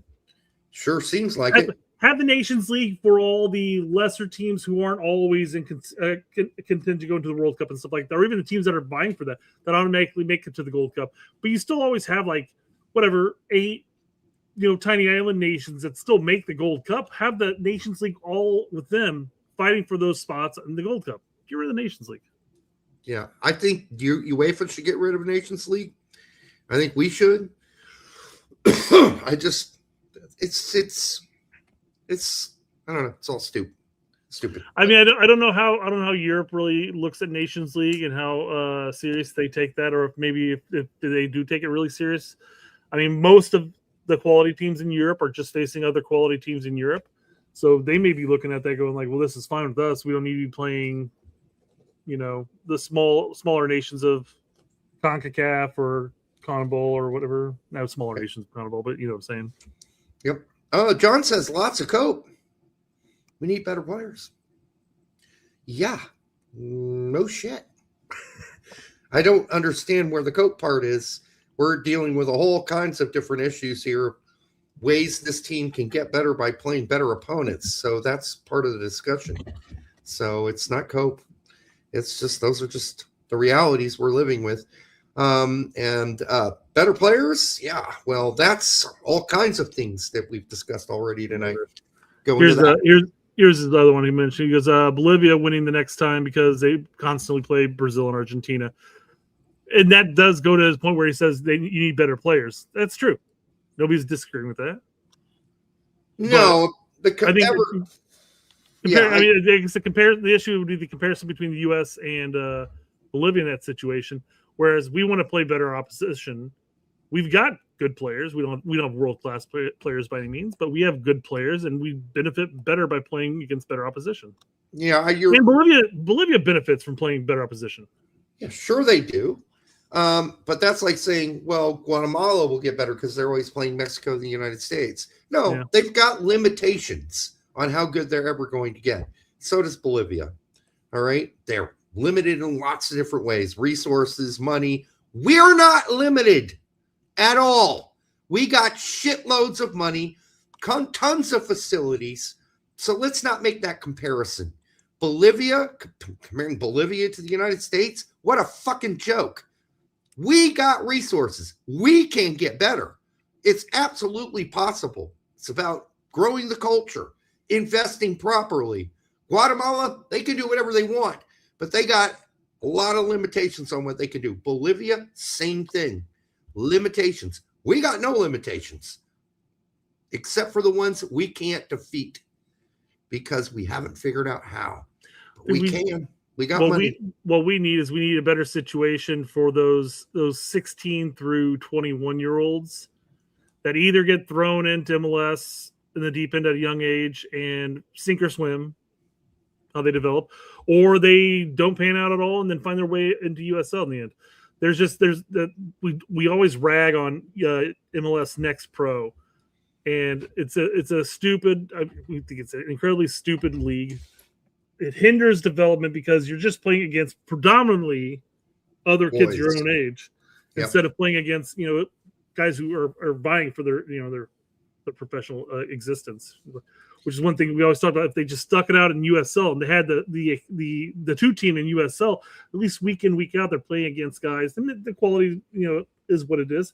But at least they're going to be playing against guys who are fighting tooth and nail each week. Yep. So. Yep. Play against men. That always helps. Yeah. So, I wanted to talk about Pulisic's injury here. I got a couple of follow-up videos just talk about Pulisic and the current stance of or where fans, where they fall into how they think about Pulisic and stuff like that. So, yep. Let's do it. Okay.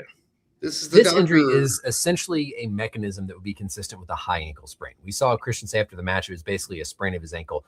As he comes through here, there's no actual contact to his tibia. There's no contact to the fibula. There's no contact to the shin that you would expect if somebody had a true tib-fib fracture or a severe bone bruise. What instead we see happening here as his foot comes through is we're going to see his foot put into this externally rotated position. So here's... I'm going to pause it just for a second. I don't think, again, I doubt we'd get clipped for it, but still. Yeah, probably not. But yeah, could debris. So, but yeah, he's basically saying this is going to be a weird twist. Yeah. Yep. An externally rotated position is what he talks about basically. Mm-hmm. Yeah. His foot swings through. It's nice and neutral. His toes pointed forward. As he makes contact with the back of the Belgian player's heel, that is going to push his foot right here into an externally rotated position.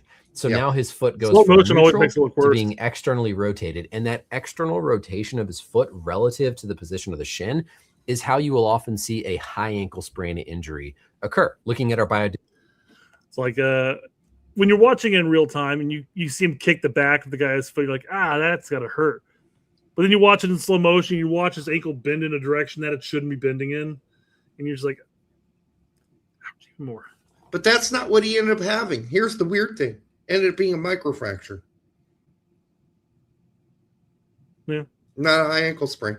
Well, he talks about how it all runs in the same category, quite frankly. Oh, okay. Yeah. Let's see here. Let's bounce over to 5 minutes in.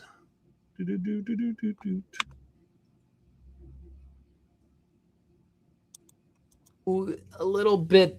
People hear microfracture, they think, yes, There oh we my go. goodness, he's got a fracture in his leg. How severe, how terrible. Not necessarily. Oof. Doesn't mean it's not painful. Doesn't mean it's not a real injury, but it's not a fracture in the sense of we would typically think of as like breaking your leg. Mhm. So recovery wise, again, sounds totally reasonable for this to be non-surgical. Sometimes if there's a high enough injury to that high ankle sprain ligament, surgery might be needed, something like a tightrope. Interestingly, if you have a high ankle sprain. What? Didn't sound like it was a high ankle sprain that would keep him out any longer than 2 to 3 weeks. He said he'll be ready for The season. the season starting, yeah. AC Milan, yeah. 547. He talks about he talks about Donovan here. 547, yeah. Whenever they've had an injury. So I've just got done saying that I don't think we should really treat this as like a fracture the way that everybody assumes when you hear fracture. However, I'm going to be critical here of what Landon Donovan said when he called out Pulisic about, you'd have to drag me off the field if I was injured. Great. Congratulations, Landon. What athletes often forget is that their poor play because of being hurt negatively affects the team. And so I don't care if you want to toughen it out on the field. If you cannot function because of your pain, you are causing more harm to your team by staying on the field. And I'd argue you're being selfish if you don't let yourself come off and you continue to play at like 80%. So actually, Where I think was it the shows a magic certain spray, level of Brett? maturity and professional. Yeah, right? Where's the magic spray? Just make that shit numb. Done. You're good. Make that shit numb. Put me back on. Don't they Yeah. got shots for that? Just, like a cortisol shot or what? Is cortisol? Sure. Yeah, just shove it in there. Go play injured. Well, we all have different pain tolerances too, honestly. We really do. Well, and I mean, he's bringing up a great point, quite frankly, in that sense that if you're playing 80% of your quality, you're not making the cuts that you're normally making. You're not running as fast as you're normally making. You're not touching the ball as you normally would touch it. And that could actually cause more issues for the national team than him being subbed off. Sure. So it just depends. I mean, you saw him limping around on the pitch after that.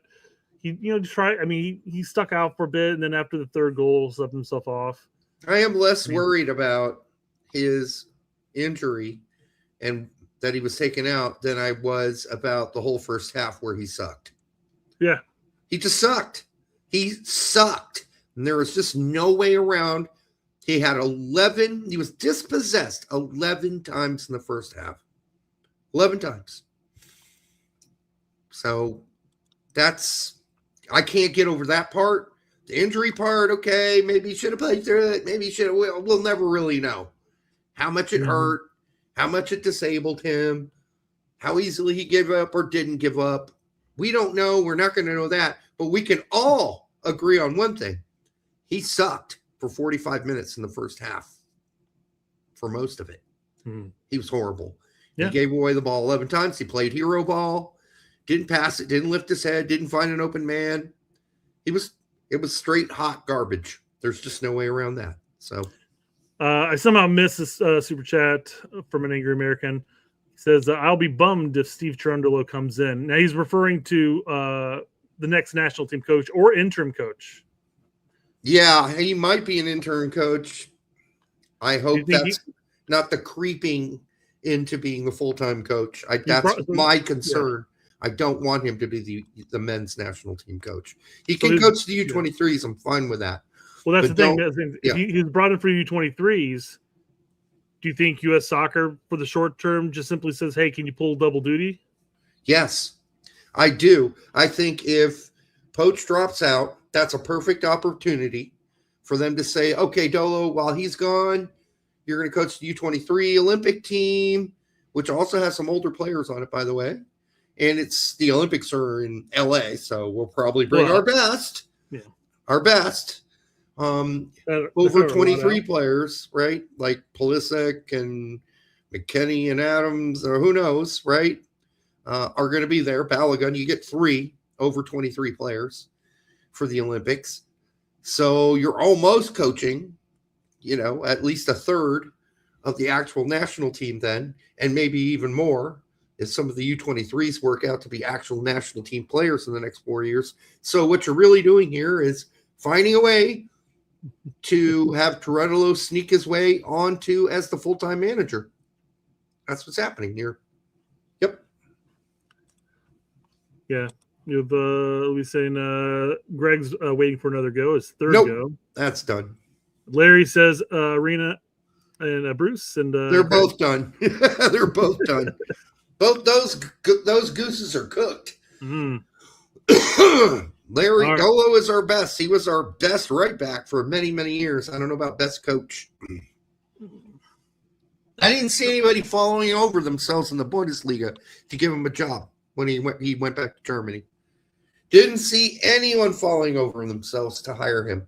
And not even 3 Bundesliga or 2 Bundesliga. Yeah. No, I think the coaching the U23s and all the various age groups and stuff like that probably going to be the best thing for him for the time being. Yeah. I mean, if he's not going to continue coaching in MLS, then, I mean, options become limited, especially if you want to live in Germany. Well, he wants to. His wife is German. Well, he spent most of his life there. Adult life there, yeah. Yep. So, okay, so we got a couple of videos here of people talking about Pulisic. Figured we'd just let him run through and call it after that. All right. You know what's been going on with Zion his entire career, where it's taken forever for Pelicans fans to finally crush the guy because we could get in trouble for this for sour sure. Superstar. This is it, yeah. This Dan Lebitard show, we could definitely get nailed by this. I feel like we may get docked on that, but I'd still fight it because we're still going to be transformative. Make it transformative. I guess. I don't know who they're affiliated with anymore. They used to be with ESPN, but on the DraftKings network right now. Yeah, who knows? DraftKings can be a pain in the ass too. But go ahead. Whatever. See what happens. If he's ever healthy, we'll just pause it frequently. If he's ever healthy, we got a shot. They're talking about Zion, the basketball player. And they're going to make a comparison to Pulisic here, though. That's where we are with Christian. This was people biting their tongues for years because of how we all understood he was our best chance. I maintain that. As disappointing as he was, I maintain our only shot in that game was creating space for Christian, having him take on people. That was the only way we were ever getting back in that game. Not the way he was playing, though. No way. I mean, from an armchair perspective, yes. If you're looking at the paperwork, you're who's on the team and where they're playing and stuff like that. Yeah, he is going to be the best option for us. But on the pitch, he was not. That game he was not. I mean, subbing him out probably would have been the better option to begin with. Quite frankly, of course, you're not going to sub him out at halftime, regardless of how poor he is playing that first half, because you're like, well, he could turn it up. Hopefully, he turns it up. But then he got injured. If you can't play fucking defense, it doesn't really matter. And we couldn't. Yeah. So it didn't matter. We lost 4-1. How many goals do you want him to score? Well, I'd like for him to score a goal. I know, but we lost 4-1. He's supposed to score 3 goals. Well, well, let's also rephrase. By the time he got injured, and before he subbed himself off, it was only 2-1. And then Matt Freese flubbed it. And then that's when he subbed himself off. I get it, but if he thinks that Pulisic's the only answer, then he didn't watch the World Cup. Oh, I see what you're saying. Okay, yeah. Balogun. So I thought you were just talking about perspective of Pulisic there. No. Yeah. Balogun was the best player along with Tillman on the team for the whole World Cup. So if you think all the answers needed to come through just Pulisic, then you haven't been watching long enough, or you just didn't watch the games that were already on during the World Cup. Because obviously throughout the whole World Cup, those were our best 2 players. Not Pulisic, who was injured through most of it. Anyhow, he had 1 superstar half against Paraguay. That's it. That's it. Well, that's why I was saying kind of an armchair perspective, because yes, you could been watching the World Cup, of course. But if you follow the team throughout all of Pulisic's history, then at that point, yeah, your mindset is like, this is the guy that's going to have to open it up. This is the guy that's going to create the differences. Dude has scored a goal for the United States. He hadn't scored one for ages. For a while, yeah. So he scored one in one of the friendlies. That was it. One. Yeah. For like a year. I think was it a year? I think it was a little more than a year. But yeah, it's been a long fucking time. Yeah. So he is the most talented men's player we have ever had. But I've been biting my tongue for years on his attitude. I've been biting my tongue for years on his fragility. I've been biting my tongue for years. I mean, his attitude, that's a huge word to use. I wouldn't have said attitude because he seems like a pretty positive dude. He is an introvert. He does not like the limelight. He does not want to be the star or the main focus of this team. I think, and I think I think he kind of wants to be the main focus of the team, but I think the limelight that comes with it all, and we talked about this also in our video that not only does he have all this pressure being placed on him from all the hype of him being the best player we've ever had, blah blah blah. He's also playing at a massive club, one of the top leagues in Europe. He's also on every fucking commercial. He's on every poster. He's on all this. He's got the documentaries. He's got his book. I 100% agree. He's making bank on that. Yes. But I'm just saying that it plays a factor in the end. And I think the attitude he's talking about, not necessarily per se, maybe his attitude on the pitch, because I feel like he wants to do it all. He wants to be, very successful on the pitch. I think he's also kind of throwing in all the other shit that's happening as well on top of it. You had him lashing out against Donovan and Tim Howard. You had the documentary that he was just like, yeah, fuck those guys. Well, then paraphrasing, of course, and that type of thing, Right. Yeah, I think that's kind of what he's alluding to more so. He didn't want to play the Gold Cup. He told Musa not to go to it either. Mm-hmm. That didn't help Musa at all. If that's the attitude you're talking about, when you say attitude, I just like it to be defined more. Sure. That's a really huge general word. Could mean all kinds of things. So anyhow. On his mindset. And for that to be the quote after that performance, a performance that burnt up so much goodwill for U.S. soccer.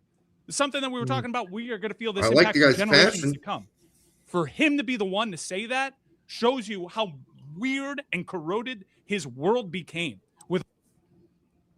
I don't know about that. I do know that he did tell in another interview that the World Cup was just another big tournament. We talked about that already. That's a ridiculous thing to say. Well, that's also that lumps right up there with the Copa being a stepping stone to the World Cup. I'm like, no, it's a big fucking tournament, dude. It's a fucking big tournament. It's Copa fucking America. Quit talking about things like they are lesser than they are. Okay, if you want to get existential about it, then of course they're not important. It's more important that you raise a good family and you're a good man and you care about people. Yeah, of course, all those things are intrinsically things that we think are great, and that's really the meaning of life, is being here and being happy and spending time with your family and your closest friends. And that's, yes, okay, but no, we're not going to get there. We already know all that all those things are a given. So I'm not going to get that deep into his existential journey. His journey is he's a professional fucking soccer player who represents the United States, and that's not a joke. And it's not just another tournament. And Copa America is just not another stepping stone to the World Cup. Fuck that. Yeah, bad response by him. Yes. Yeah, he needs media training. There is absolutely, although the right media training, because I'm sure he's already gotten some. If you don't think he's already had media training, I don't know where you've been, but he has. I can guarantee he has. He's just not, either it's not taken, or like some of the people at U.S. Soccer themselves over the years, it's not the right media training because they sound like morons usually. Stay out. I mean, just stay out of the answer the questions. Be as lame as possible, just so that they don't ask you to come and do any more interviews or pressers. Well, he hates interviews, right? So he hates them. Yeah. All this babying We're not babying you anymore, man. You're a His fully dad finished will. product. Yeah. You are 27 years old. We're done with you now. We're done with that. You want back into this team, you're going to have to stay healthy. You want back in this team, you're going to have to grow from this. You want all the commercials and adulation? Fine, let that be your legacy, but this is going to be the first thing people think about now. Woo! Coming hot. Coming So, hot. I mean, I get his points. And I like the attitudes thrown out there. But I guarantee you that the people who are going to be constantly reminding people about that interview and how this World Cup ended is going to be a small minority of people. Like, I'm not saying they're wrong to not do so. But I'm saying they're going to be a small portion of people. There's still, like I said, there's going to be 85% of the population. If Pulisic gets healthy again and starts scoring goals for the U.S., 85% of the fan base is going to forget all about it. I don't think they're going to forget. I do think it'll linger in the back of their head. I really do this time around. This whole country invested in this World Cup, and we were seeing numbers like we'd never seen before. And many of us that have been watching this for a really long time thought this could be the one World Cup where we tipped the balance. And then we flopped. And for me, yes, I know what Pulisic's capable of, so I'll still expect him to be on the team going forward. Maybe not for a little while, but eventually.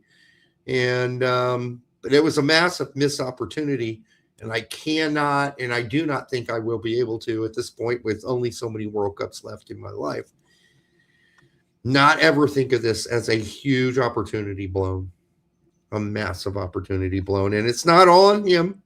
He didn't fail to kick and clear a ball. That was Matt Freese. He didn't get fucking dunked on like Tim Ream did in the box. It wasn't him who didn't go after the ball that Freeman accidentally looped back into our own central box area and that Dest didn't go chase. Right? It wasn't him. He didn't. Freeman didn't go chase it either, and he's the one who headed it. He should have known, the first guy to know that was the wrong place to put that header. But nobody went and chased it down. None of that's on Pulisic. None of that is. But a horrible first half in that game is on him.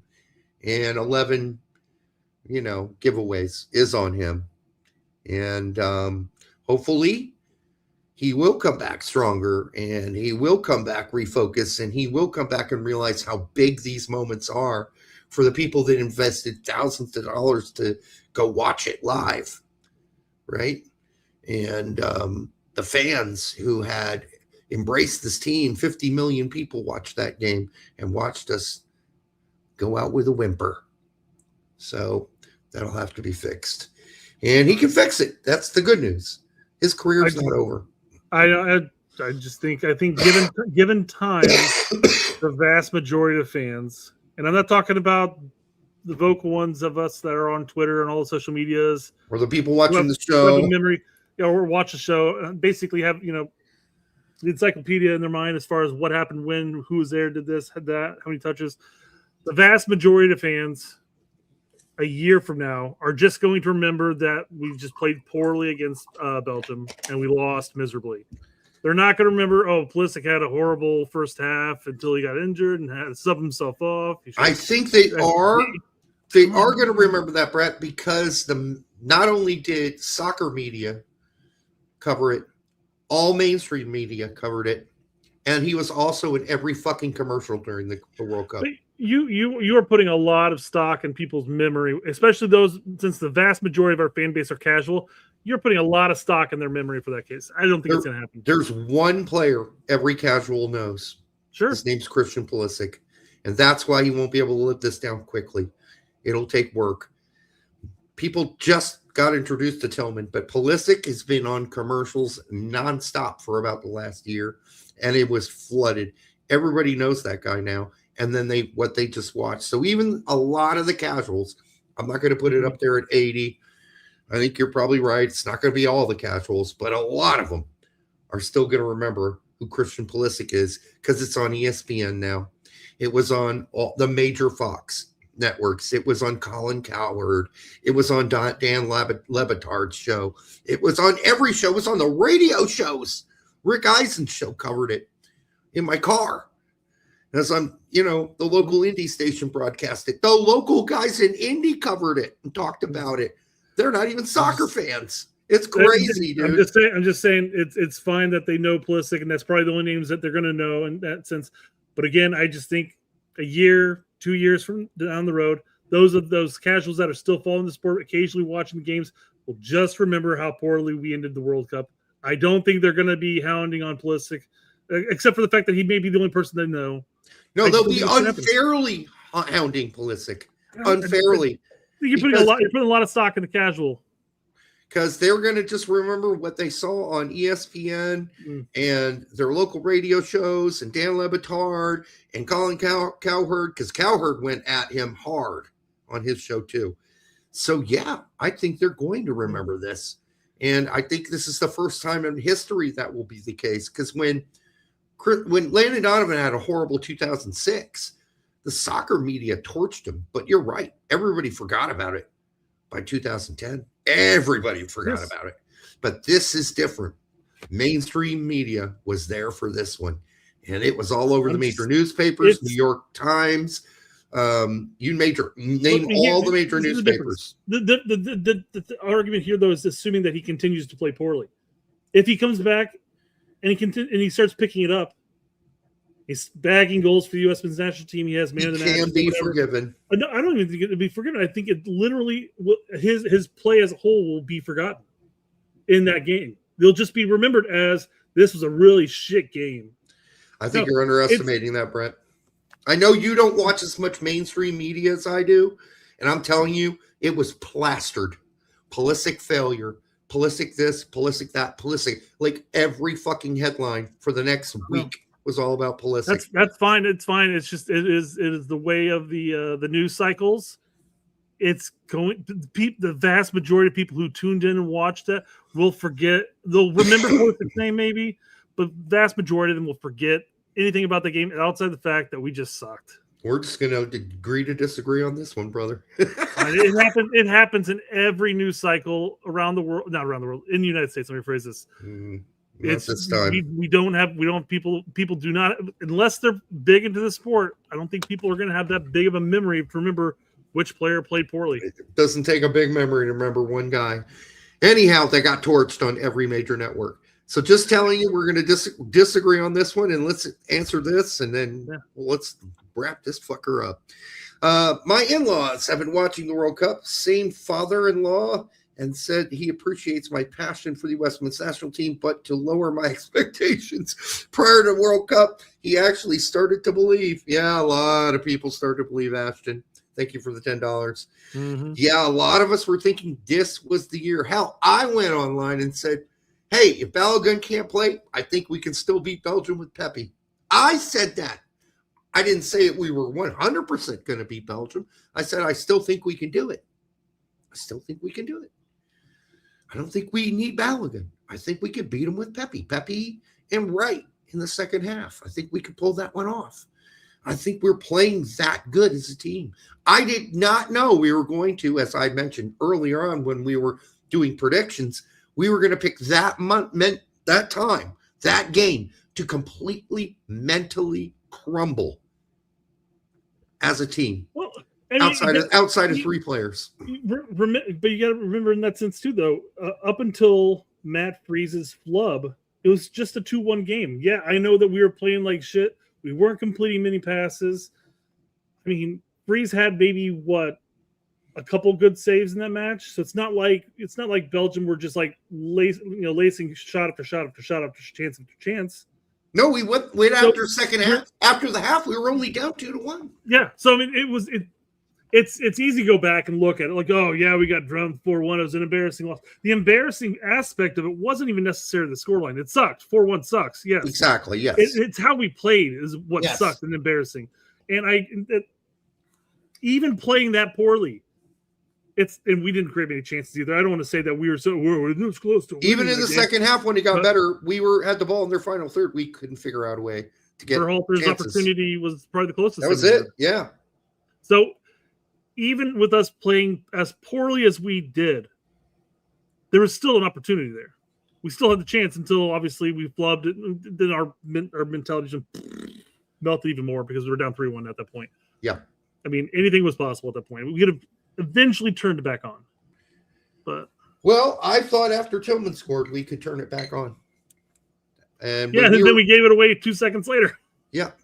And then we mentally farted after that. So, yeah, it was bad, people. It was just bad. And there are a lot of people to blame. Yes, the press and the media went after Pulisic, but honestly, Ream could have taken some serious blame there. Freese was such an easy target. I think they skipped it for the most part. Mainstream media, not soccer media. Soccer media said, what the fuck was that? Because they were easy targets.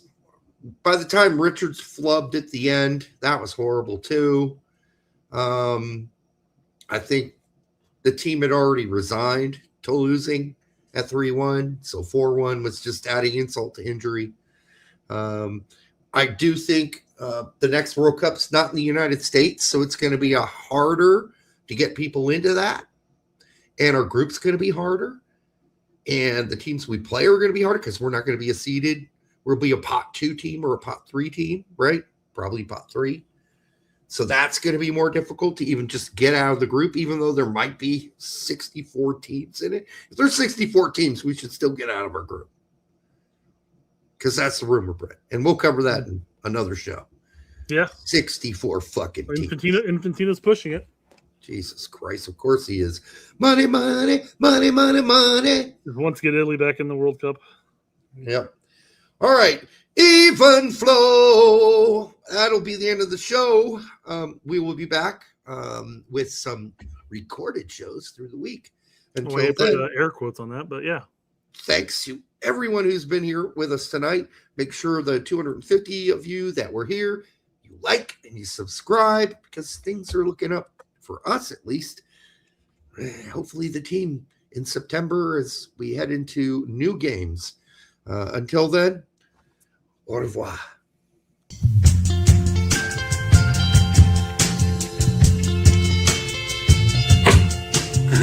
That hurt. Welcome to the post-match press conference of the match between...